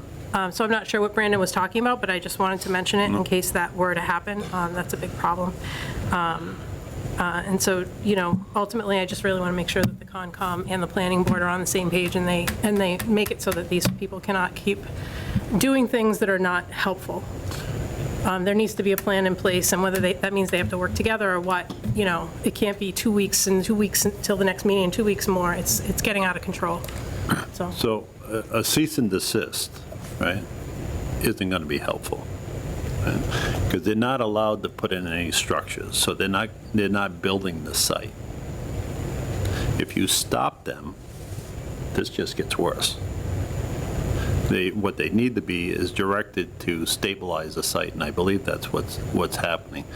What I'm not too crazy about is the fact that nobody's been up there this week, right? So if you're saying that hay bales and stuff like that are dislodged and they're not being put back in, that's what I'm expecting somebody to go up and look at and say, you need to correct this, make sure that's in place or whatever. You got to babysit them until they get it fixed, right? But stopping them, that's not in your best interest at all. If you stop and think about it, right? They're not allowed to put up any structures. I know that for a fact because it's already been stated multiple times in the other meetings. They need to keep working there, and they need to fix it.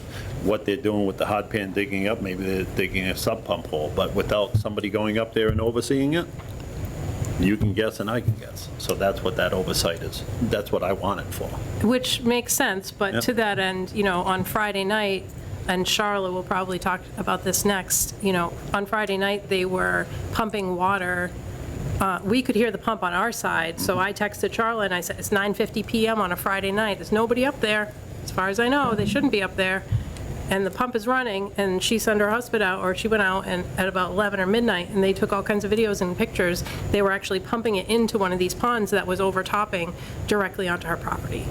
So, I mean, there are things that are happening that are completely irresponsible across the board, whether it's impacting Well, the and that's what property or they're not. doing, is they're leaving people there overnight. Because if they know a storm's coming in, they're leaving people there around the clock. I know because I intercepted one of the guys when I went there one morning. And he said, oh, yeah, we're cleared to leave at 7 o'clock. I said, do you mind if I go down there? He says, well, yeah, as long as you don't get hurt. I said, I'll be fine, don't worry about it. And I drove down, and I looked at it and back out, just to see what they were actually doing. I wanted to see what the level of that catch basin 5 was, which was about 3 or 4 feet down from the top, but then it quickly filled back up when the rain came that day. Yeah. But it needs to be closely monitored to make sure that they're doing what they need to do. I don't know how they're going to fix this problem. I don't think they can. Stopping will not fix it. I don't know what the solution to is it, but I know stopping isn't the solution. They have to come up with a way to stabilize the site somehow or another. I don't know how they're going to do it. They created a huge mess. When I walked across Jane's Field, when I was up there within this last week, the water was running on top of her grass. And I'm in the field that's not been disturbed next door, and the ground wasn't frozen. And I've actually pointed it out to her. I said, we got running water here on the grass. They'll never stabilize that site. I agree. So, Thank you. Thank you. did To you your have a question? point, Mike, the question has to be asked, what if they run from this place? What protections do we have? $84,000. Right, you have whatever erosion surety was put in place. Yeah, like 70 grand. Good. That guy's been patient. Yeah, patiently waiting, sorry. He's with me. Bill Rossi, 41. You know I had to let her speak first, Yes, right? of course. Regarding the fines, Brandon said it was $200 a day maximum, but wouldn't that be $200 a day per violation? Wouldn't discharging water onto the Mazinski property and discharging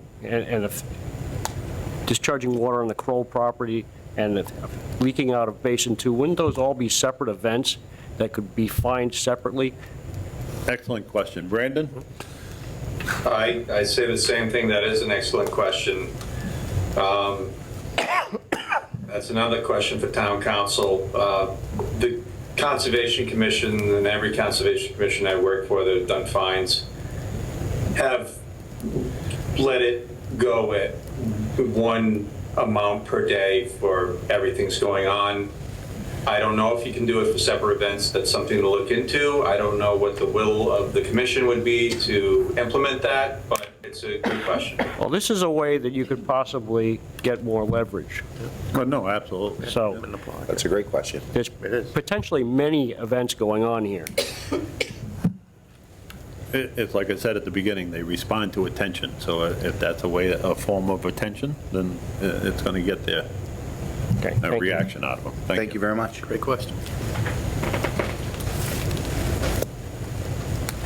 Oh, and I have an answer about the about meeting. Yes, please. Right, so it's a Haley Ward, who they're the stormwater pollution prevention plan inspectors. So they're required to go to the site once every 2 weeks or at least once a week and after every quarter-inch rainstorm. And they write a report saying if anything they found wrong and recommendations. And in one of their previous reports, they alluded to the fact that they think that the infiltration, all the drainage issues, that there might need to be a redesign. I thought it was going to be something of a technical working group on, but my assumption was wrong. And what ended up happening is that Haley Ward ended up submitting a letter to Matt Benoit, and it's dated today. It came in today with their thoughts on whether or not the system needs to be redesigned. So that's what that was. So did you see the letter and know if it has to be redesigned or not? I have it in front of me. They say it came in today, and it jogged my memory as soon as it was mentioned, and I brought the letter up, and it's a one-page letter, and I still have to go through it. So all I say is keep talking, and I can read. Well, Haley's reports normally has their recommendation in bold print, so it should shorten up your reading. Yes, ma'am. Phyllis Charpentier, Manchug Pond Foundation. As Blue Wave continues to make improvements or try to address the situation, we've had 4 events where we've had runoff, and now they're pumping. What we're seeing is that water is coming in addition to that whole room where you saw the coffee area, but also it comes down Oak, hits the catch basins. 2 of the catch basins go into the woods. There's a pipe that goes into the woods and flows eventually to Parker Court in Douglas. It also comes down Oak, onto Holt, and goes down into Parker. And we've heard reports that it's blown out a catch basin down there, roadside. And Parker Court goes into Huff, and it's right parallel with Manchug Pond. So very, we're seeing it Holt, we're seeing it there. So is this in Douglas or Sutton, Douglas. where the catch basin's blown out?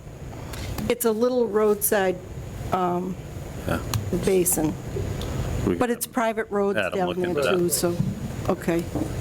And I can get an exact location.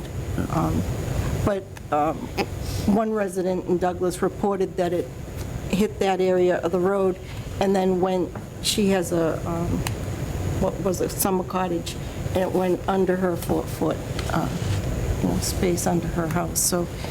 And I There's also a have tremendous video. amount of water coming out of that hill. When I was over at Jane's house at the end of her driveway, it comes out of her field, under her driveway, and then it comes down and goes on, ends up out on the street, and it goes down. It's Right. just, Right, it's coming through we the have water woods, problems on a lot of streets, but that one has and it's its fair increased. share.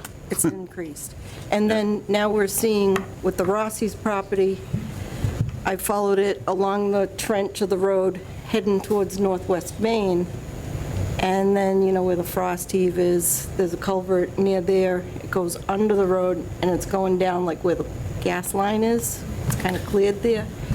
And my concern is it's clear right now, but if that flow ever increased, that's where our cold water fishery is. So going down that hill, that stream has eastern brook trout, and it flows right into Manchug Pond.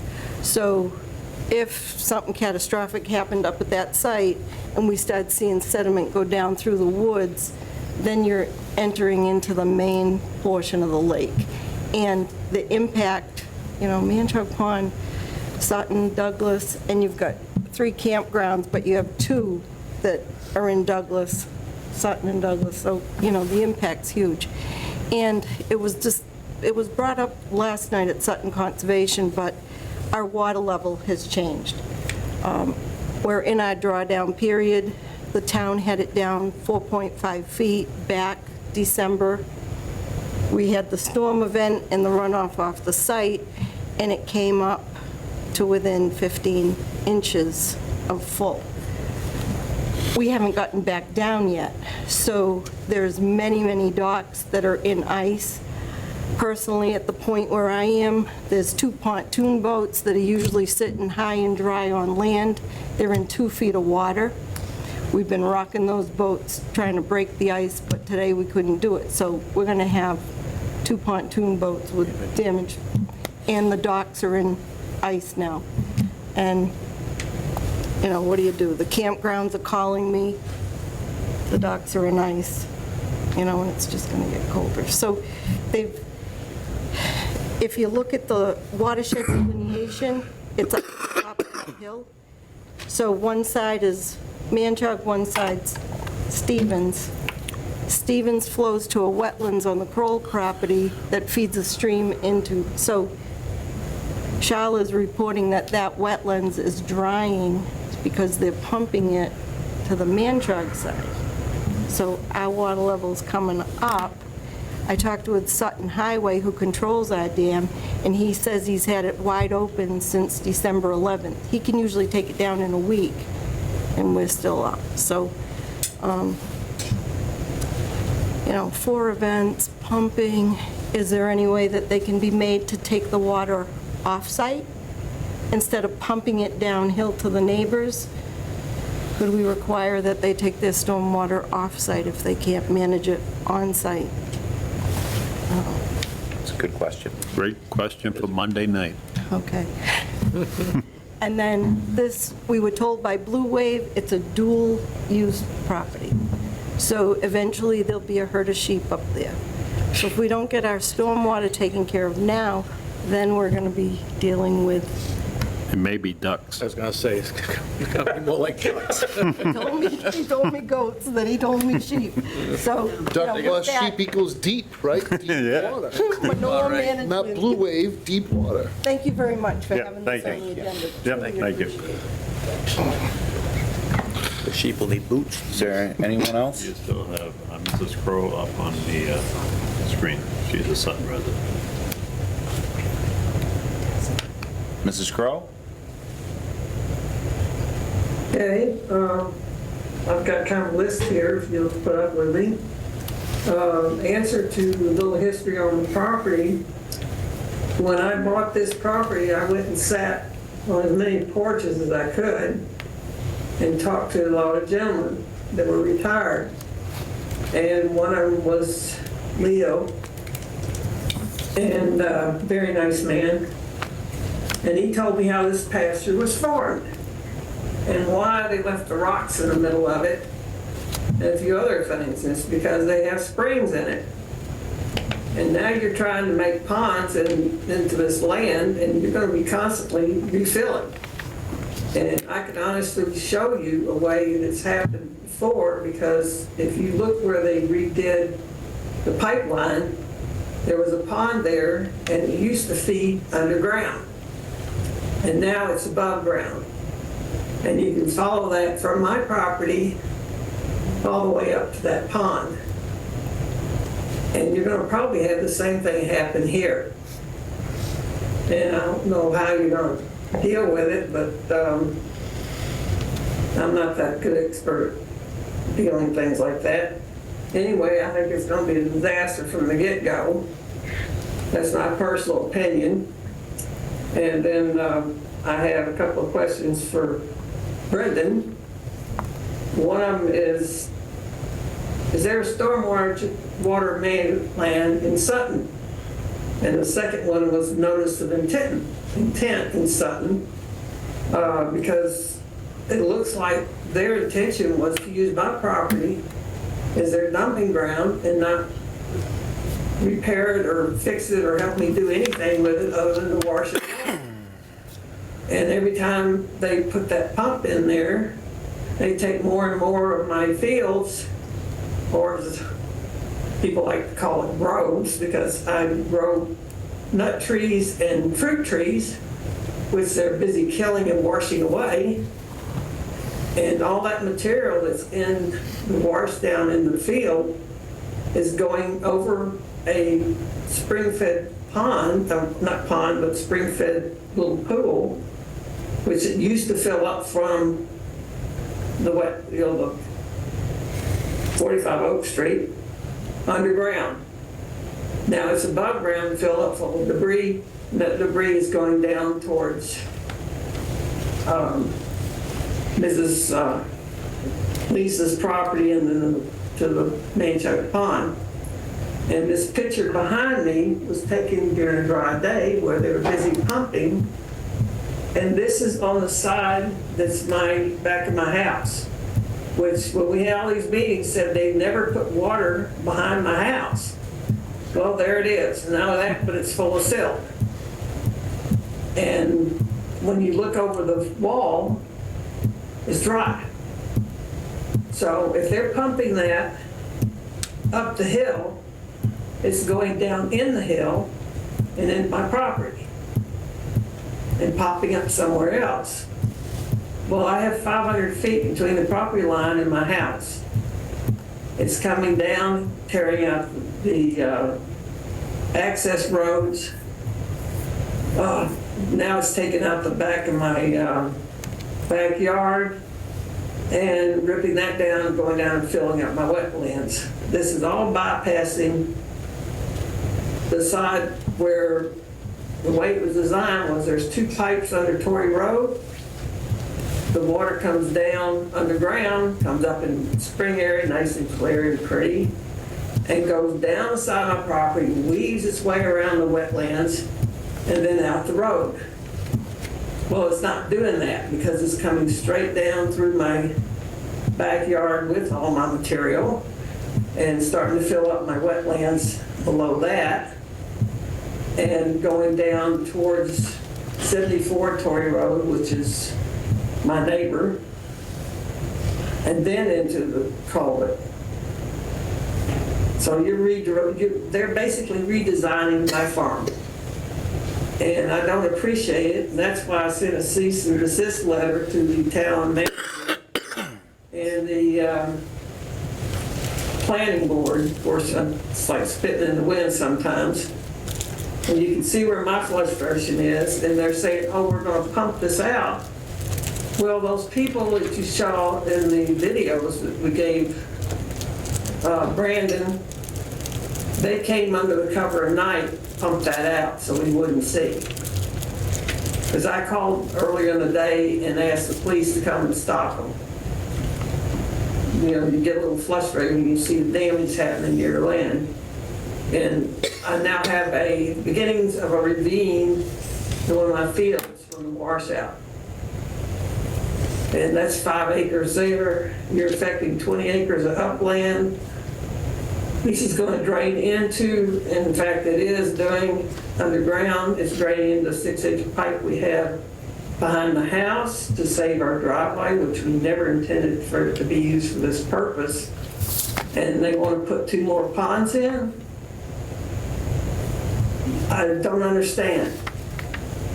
And except for the 2 questions I have for Brandon, that's about all I can say, other than I feel like I'm pounding sand at times.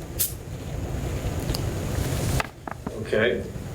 So, Charlotte, I heard one of your questions was why hasn't a notice of intent been required for what's been going on the Sutton side of the Yes. town line? Notice of intent is something you do when you're doing pre-construction review for something somebody wants to build, right? Like a single-family house. This has been a violation which you have to react. You have to react to it, and it's reactionary. So I don't think that a notice of intent is the most effective regulatory remedy for this situation. What's being done already with the enforcement order and the fines, I think, is the most effective way to go about it. And remember that if you issue a permit for it, first of all, the commissions, neither Sutton nor the Douglas Conservation Commission would issue a permit for what's been done on your property and the Mazinski property to begin with. And if they did, they'd have 3 years to do whatever they were doing. And that, it just doesn't make sense. So the enforcement order is the best way to go forward here, because you can order the violator to clean it up and remedy the situation. And I'm trying to remember your first question, Charlotte.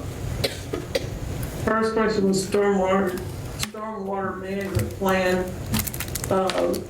What is their plan? Just to put it all on my property? Because that's what it looks like. Yeah, I know. They're trying to control the water, right? And under their EPA construction general permit and their order of conditions from the Conservation Commission, they do have some leeway during construction to do what needs to be done to control the dirt and control the water. Based on, because construction site is it's a fluid situation while they're building, so they have some leeway. The problem is that this site is so saturated, the drainage is so poor, that even when they discharge the silty water at the top of the hill as farthest away from you as they possibly can, it's still making its way down to you. How we fix that? The engineers have to come up with a solution, and I've been reading this Haley Ward letter, and I think that everybody needs to hear this. In the second paragraph, it reads that, and I'll paraphrase, the applicant's design engineer, Beals and Thomas, did not analyze the pre-development versus post-development runoff at the base of the driveway that meets Oak Street. The design point that was analyzed is several hundred feet downstream. However, there appears to be an increase in runoff at the base of the access road to the site. So they're already stating some deficiencies that they found in the original stormwater management report, which I find curious, was dated June 24, 2010, which is over 10 years before the application was received by the town of Douglas. So I find that very curious as well. They're working off a 10-year-old, at least, stormwater management plan.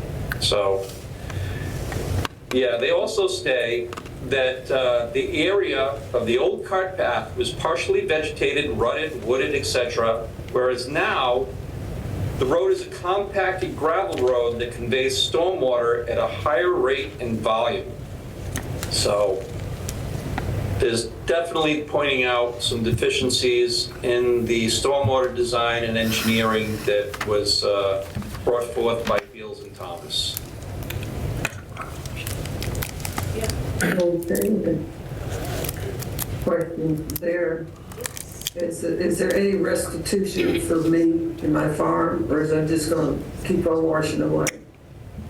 Because unless We're doing our best to try to get that under control, Charlotte. As far as restitution, I can't give that to you. The Conservation Commission's jurisdiction ends in the wetlands and the area around the wetland, right? So it's their job to protect the people of Douglas and Sutton and their public interest as it's stated in the Wetlands Protection Act.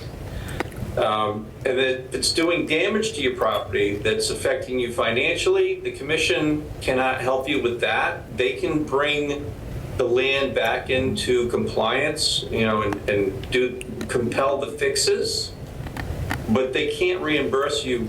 The Conservation Commission, anyway, can't help to reimburse you.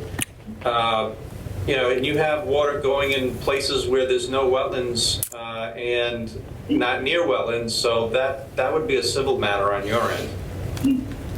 So I have to sue them for adverse possession of my land?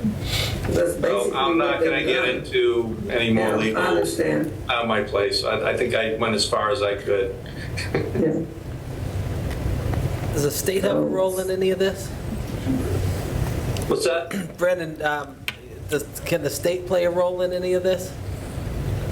It can, and they will, but they only will if either Sutton or Douglas are not carrying the ball.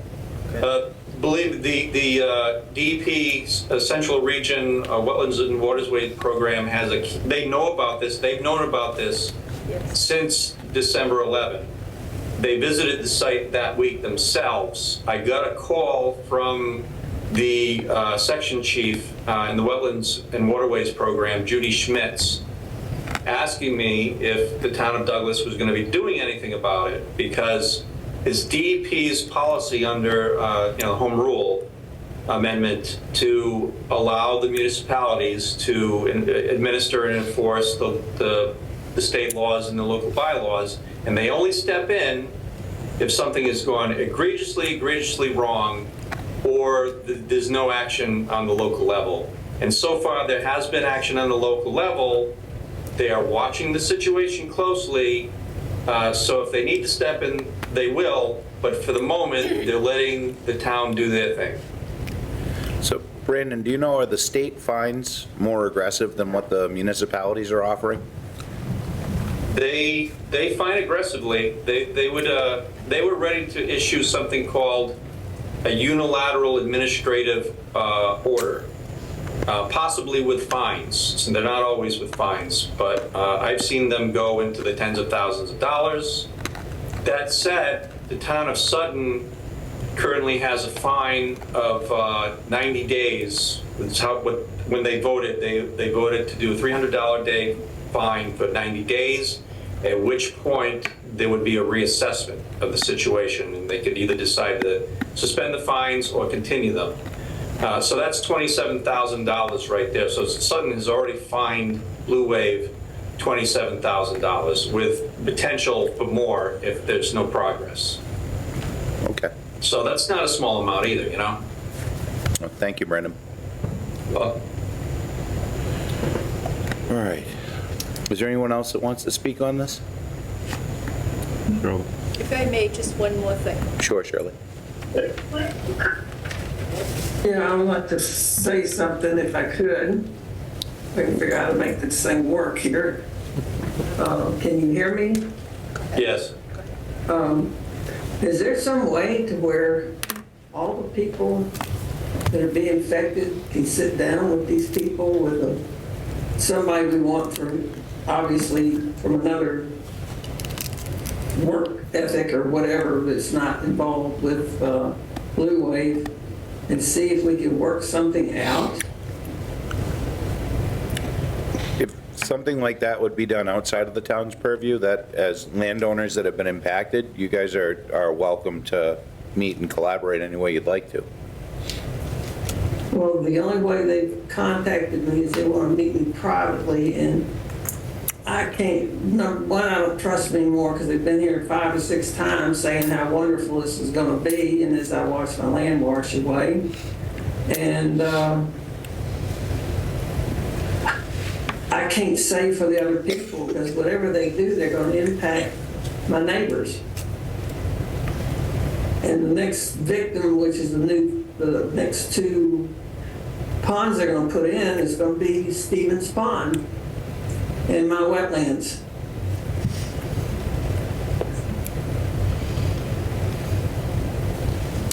End of message. Oh, thank you.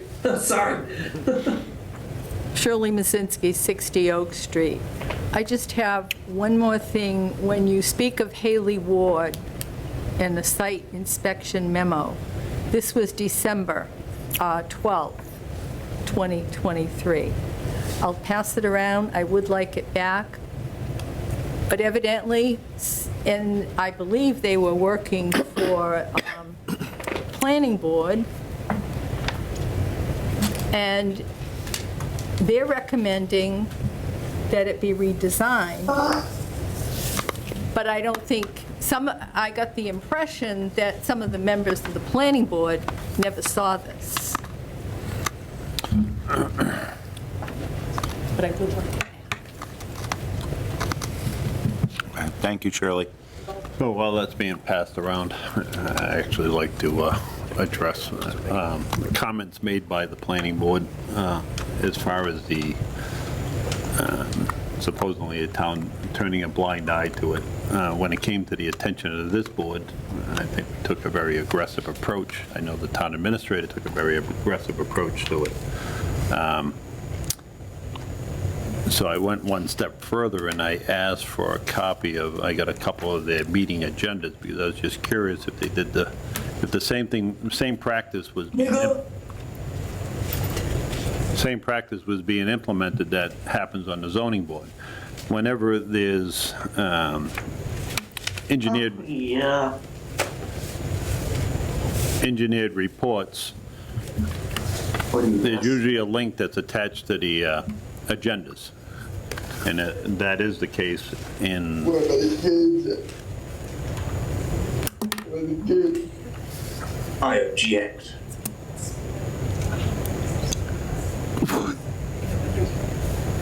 this is a buyer. No, this is Zoom. You guys have been spammed. This is Susan Foley. You guys been, I'm actually a resident. Get up, Susan. No one cares. No one Been cares. spammed. Yeah, we're working on it. Where are the kids at? David Ferguson and Richard, hey, I bet you own some slaves. I'm officially shooting you, Susan.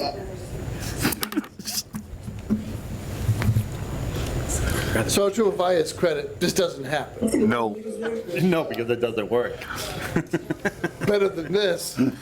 It's No connection. it's because we're a lot more secure, because you need the, you actually need the app to Yeah, do you it. only have Yeah. two describers.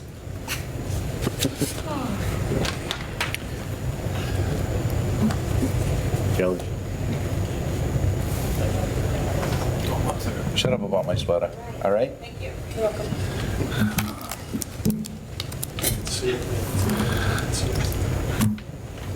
Charlie Brown's. He has more hair. Yeah, he does. So we good to go on that now? Yes. So anyways, getting back to the agendas, there's links that are attached to their agendas.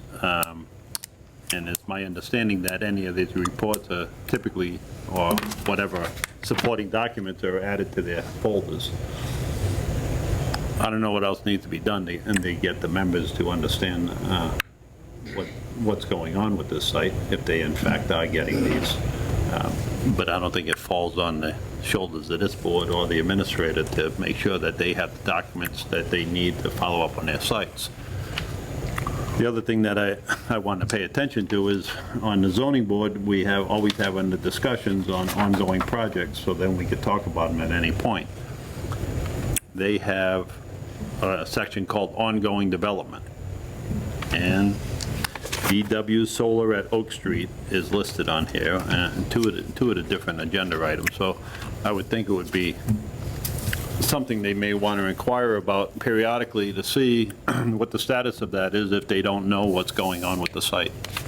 I know a member that belongs to the planning board is actually an abutter to this property that recuses himself, but he lives at 46 Oak Street. So if there's stuff going on there, unless you're wearing very dark sunglasses, you should be able to notice it coming out of your driveway. But I do take exception to the fact that the town's being accused of turning a blind eye to it. That's not the case at all. And there was mention to another meeting that happened, and the town administrator was accused of slander, and I didn't find that at all. So I would deny that accusation. Note. All right. Is there anything else to talk about regarding the Oak Street and possible votes? I don't think there's any votes that need to be taken. I think this is more of getting this board up to speed and current as to what's happening. All I would do is ask the administrator to, whatever he needs to do to make sure that conservation agent has the authority and aggression to go there at least once a week to see what's going on. He did state that he goes there twice a week, but this week didn't happen, so I would like to at least get a once a week thing. I would also add, if at every time you feel like this needs to be amplified, we can push some levers with the state when you're ready to do that. Okay. Okay. Mike, I do. One minute. I do believe that Brandon was there on Monday. Well, I'm going by what he told me. Yeah. Yeah, he And corrected that's what himself. he said. Yeah, okay. He said Monday was a holiday, is what I But he heard, so. worked. Okay, Oh, I worked on Monday. yeah, okay. All right. Seeing as we're all set on the Oak Street discussion at this point. Matt, are you good with your report? You kind of bled into that with your...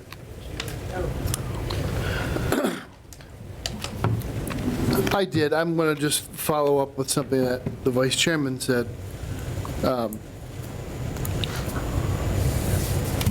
The integrity of local government is based upon the public's trust in all of us doing our individual jobs, staying in our lane, and working together professionally to get to a common solution.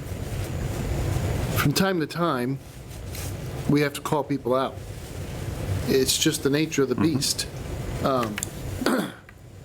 And the dearly departed coach of the New England Patriots had a slogan which was just do your job. And from time to time, when you know you have a controversial issue or a project that's in trouble, you cannot be reactive, you must be proactive, you must inquire and investigate and ask questions and take up that responsibility of the office, whether it's an elected office or an appointed office. I don't retreat from anything I said about a town meeting report being botched or anything to do with this project, because frankly, by the time it comes to my office or comes to this board, it means there has been a breakdown somewhere in the process. And we've exercised our authority jointly in different ways to provide support, not criticism, support for the Conservation Commission to make an adjustment and get more proactive and ask the hard questions, to have their site visit. And the response has been overwhelmingly positive, and I would encourage other boards to follow that example. The Concom has, I think, rallying to the situation, and along the way, learning things about their enforcement authority, learning some tricks of the trade from Brandon, who's been doing this for a while, and that just needs to continue. If we're going to deal with really sophisticated projects like solar projects, we need to be equally sophisticated. At the planning board level, there are a number of tools, including site plan review. We heard some of the information tonight, right? Get the investigative materials in front of you before you do peer review, or make sure your peer reviewer has that information when they investigate the design and approve the design. Sitting here listening to all the dialogue tonight, I don't think there's any conclusion that can be reached other than the fact that this project needs to be completely redesigned. It will be a smaller solar field than Blue Wave had hoped for. The longer they fight that conclusion, the more absurd this conversation gets. There is a time to throw in the towel. Usually when you're bleeding from both eyes and your nose, the boxer knows he's got to throw in the towel. This is an opportunity for them to actually still get a project out of this.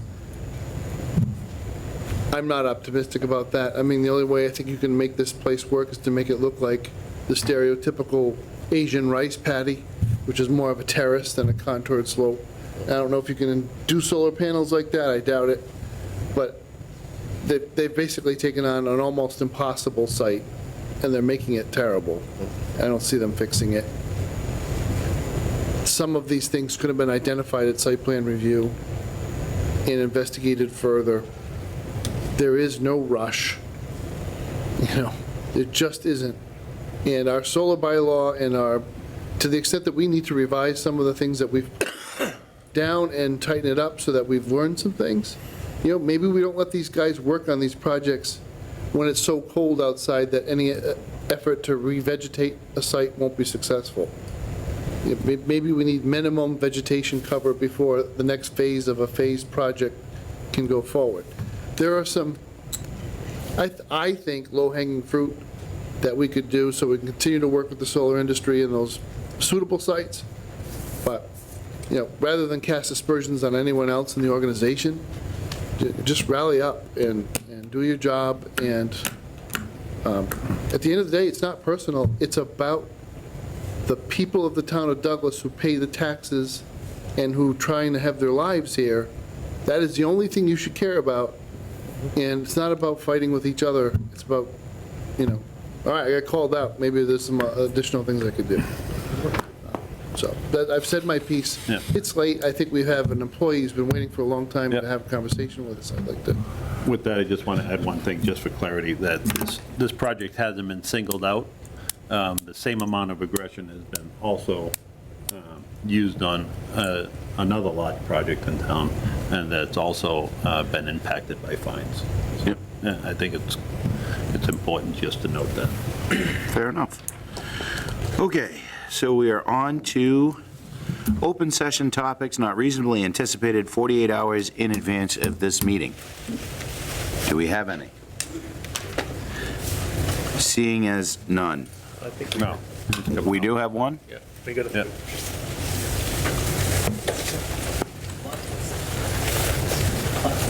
Hi. Hi. My name is Butch Hurwitz at 179 Davis Street. Yep. How are you? Pretty good. Good. We got our new tax bills, and we were basically singled out, and a bunch of us came down, and we talked to the tax assessor, and all he does is blame the state, and he blames everything, and he says Amazon made our real estate go up. Plus, the building next to me sold for 1.6 mil, and another building sold, so we're all going to get penalized. But I printed the tax assessments out. I would just like to ask to read them and see if it's fair. The building, I'm going to use my flashlight. That's what I do in the restaurant. Yeah, me too. Okay. 168 Davis Street was sold for $1.6 million, but he's only being charged for 2.9. I mean, he gets a tax break, and we get hit. Next building is 120. It's known as Camelot. Sold for 1.5 mil, but it's 14,000 square feet. This one here sold for more, it's 7,500 square feet. Camelot is paying in taxes after he paid 1.5, 1.25. Then we have a house here on 110 Davis Street. Its zone is industrial, and it totals 2 acres roughly, and they paid $240, but they're only paying taxes on $149. Then we have another building here, I believe this is land, 24 acres behind Davis Street. You got to go to Monroe. He paid $400,000 for it. They're only assessing them for $227. That's like $10,000 an acre. And our buildings are almost $200,000 an acre. Here's another one. This is the 114 acres. They're putting that new road in. Yeah. He's assessed at $5,000 an acre. He's assessed for 114 acres for $270. Pine is taxed at $10 million for 72 acres.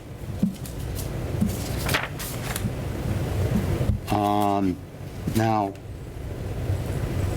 this one is 11 acres. The welder bought that. O'Leary's. Right, O'Leary bought it. He paid $225,000. The town assessed them over $800,000. But the other 2 buildings, they bought and they got less. He should have got less than he paid. Next one.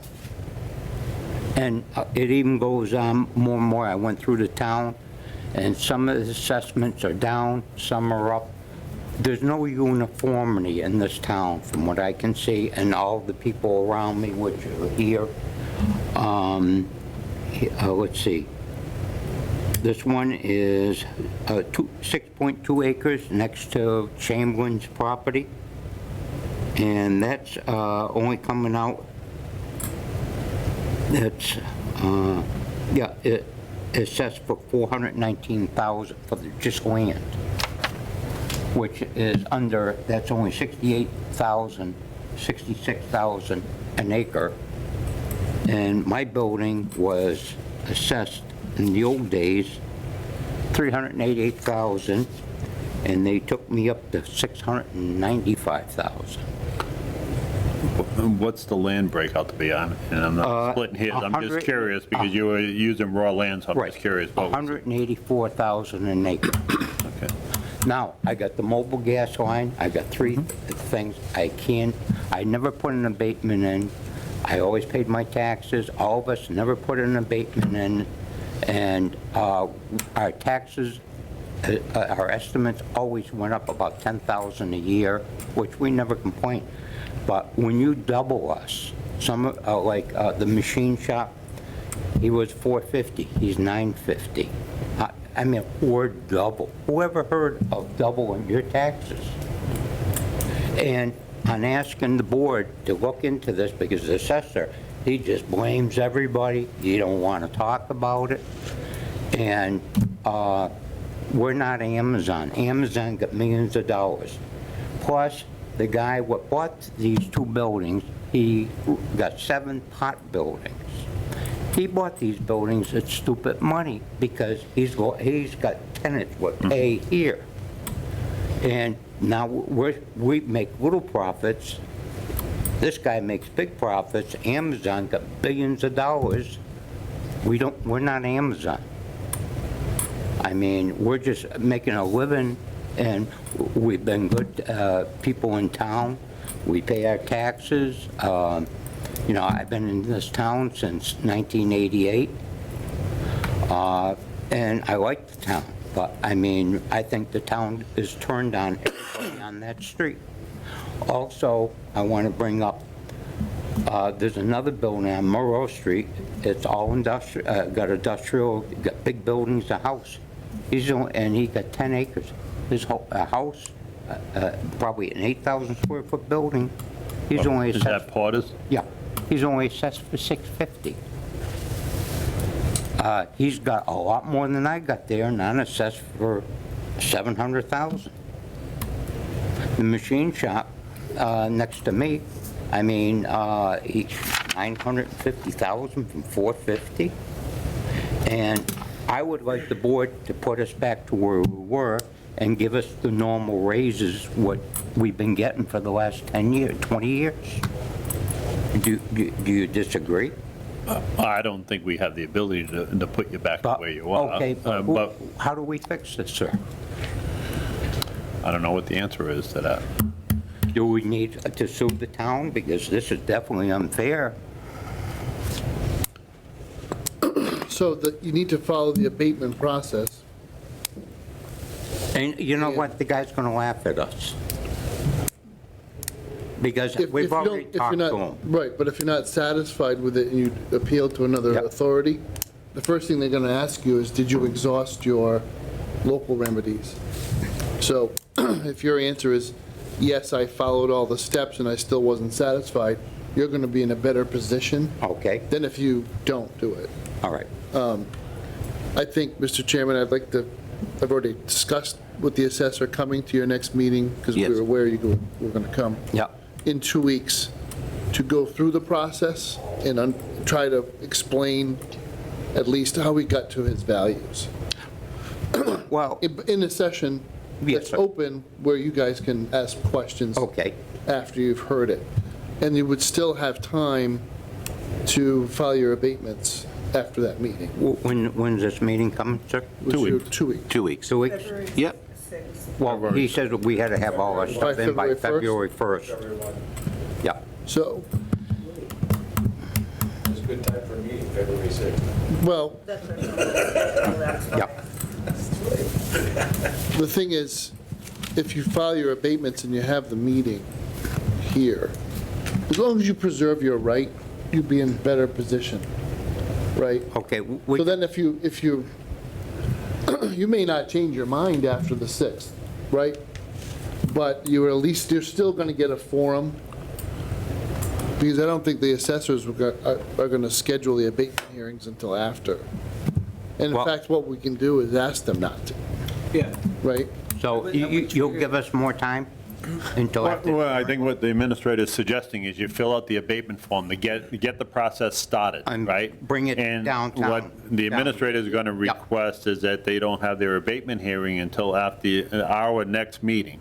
Okay. Right? I don't think they would have it in the meantime anyways, but after our next meeting, that way you have a chance to get an explanation and ask you questions at the same time. we did- And then I have the same question, Okay. right? So how can you justify, that's why I asked you what your land cost was. You're at 183 and the land next to you is at 68? Can you explain to me why there's a difference? Well, So I have the same question that you have, so. The thing is, when you go through the whole town, there's so many, nothing's in uniform. And he says everything is, I forgot the word, in uniformity. And there's nothing, you look at lands, like the 114 acres, $5,000 an acre. I mean, in the welder, he buys a piece of land and they hit 800,000, 300 times more. So if you look at all these remedies, there's no uniformity in here at all. And what would happen is if the tax guy comes to your house and says, hey, you pay for 8,000, you're going to pay 16. That's what they did to us. I mean, I've never heard, have you ever heard of 100% tax?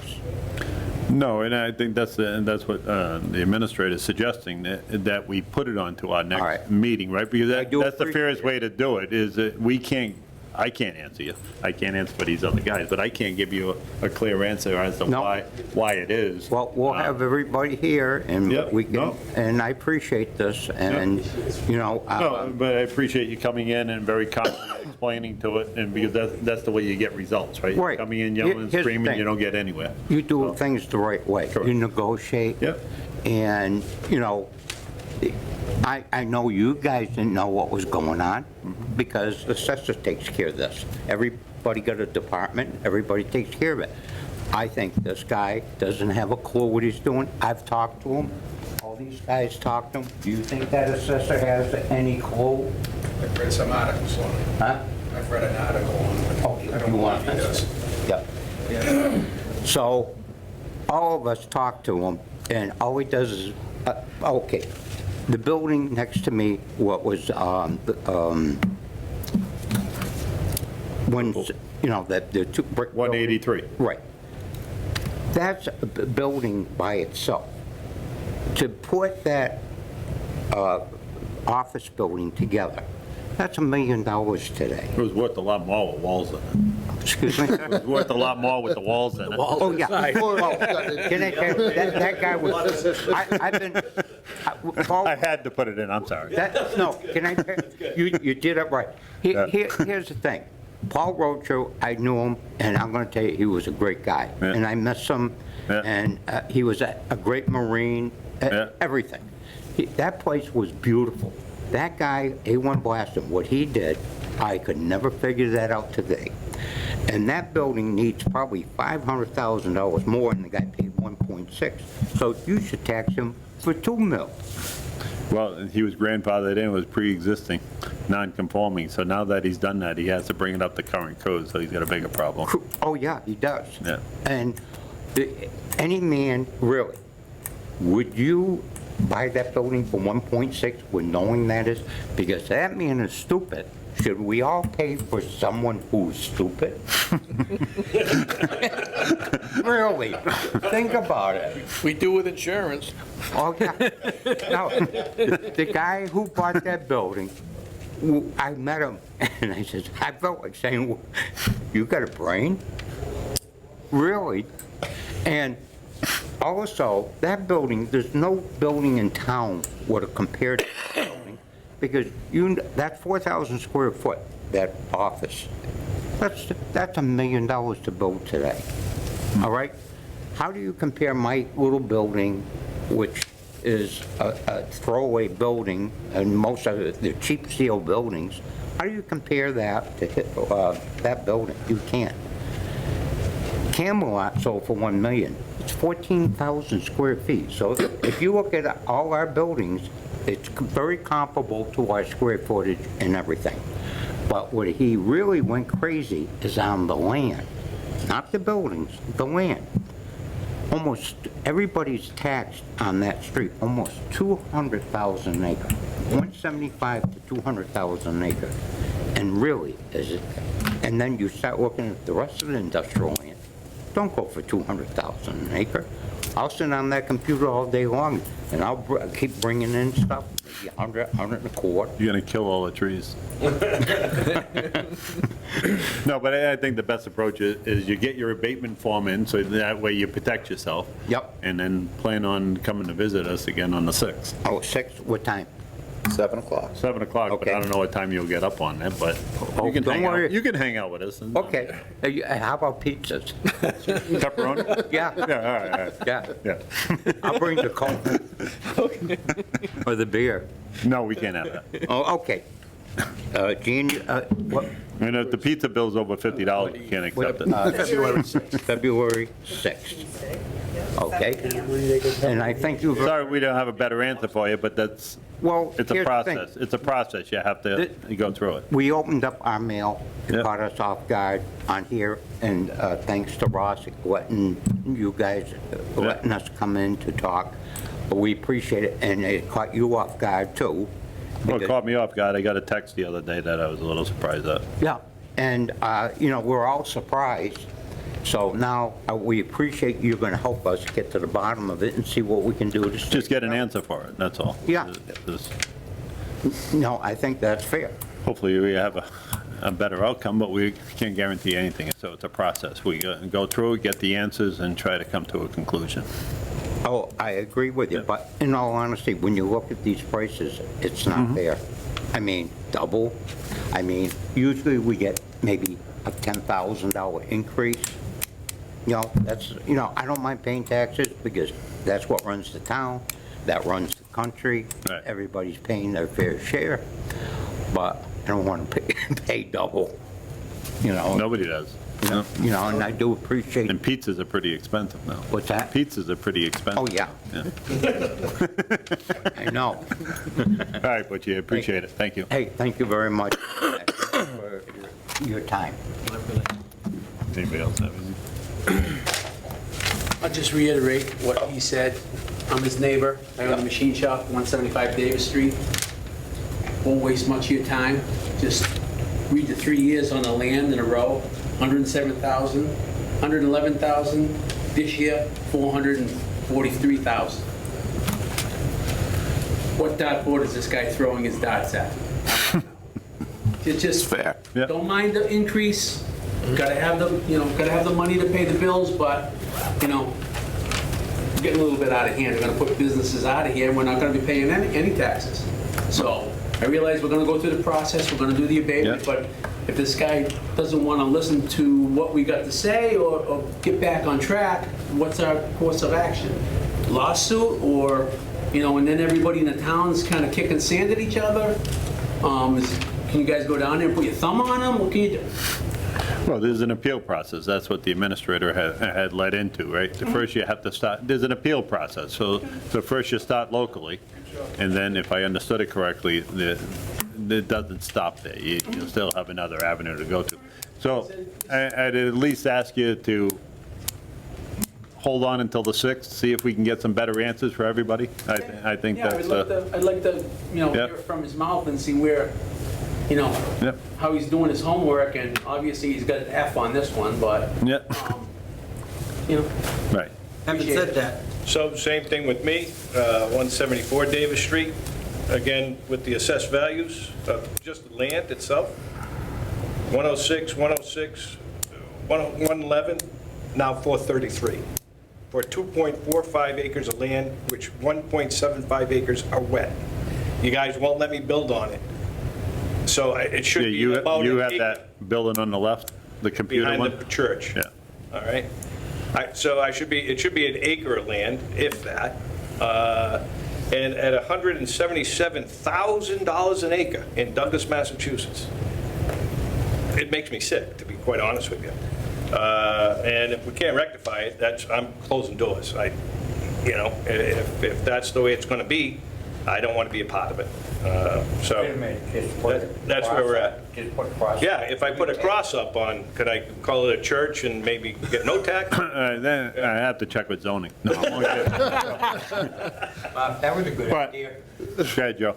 You got it? I mean, typically in any town, that I know I can't get I think you could assess the whole property for $811,000. You know my building. Right, It's yeah. not worth- Typically in a town, the assessed value is generally less than the real estate value.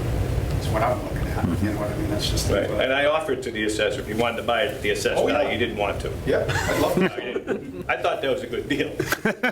I'd love to have. I would have been gone. I would have been gone tomorrow. But, yeah, there's something. No, I appreciate the approach, and well, like I said, come back I would on the appreciate 6th, it. and we just work through it.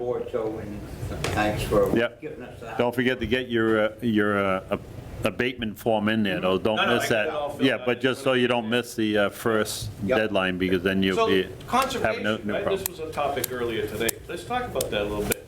You got waterfront property, I already know. I do. Yeah. And it gets That's worse. why his taxes Are went you up. kidding me? I put a kayak down my driveway the other day when the rain came through.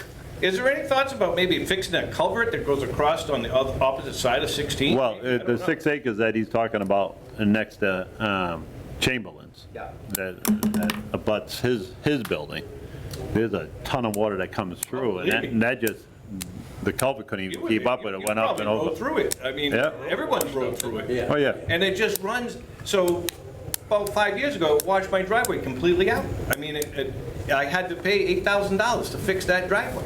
And of course, I called the town and I crossed the insurance company. Oh, no, that's not my responsibility. But they cash my freaking checks every time I write them for them, Yeah. right? I mean, is the town, is there a possibility to take a look at that culvert and see how that water flow is? Did you make a note of To that? see if that culvert might be able to be enlarged, or, Yeah. I don't care about it going down into my wetlands. It really is a problem when it washes out. Well, it was a problem this last time because it created that big, huge pothole. I'm sure you've seen Did it you on the see way. that? Yeah. Oh, yeah, one of my workers almost took it out with one of my work trucks at 5 o'clock in the morning. So we're all, we all understand, so everything, great, thanks, guys. Thank you. Have a good night, thank you. Thank you. Very much. Thank you. Thank you. All right, have a good night. Good night. Chairman, on behalf of all of us, I make a motion that we move into executive session to talk collective bargaining with the Assistant Fire Chief Kelly Manning, and as well as the interest in real property on Right End Road, and then to leave executive session for the sole purpose of adjournment. Second. Made and seconded. Can I have a roll call vote, please? Patrick, aye. Morris, aye. Vote aye. Smith, aye.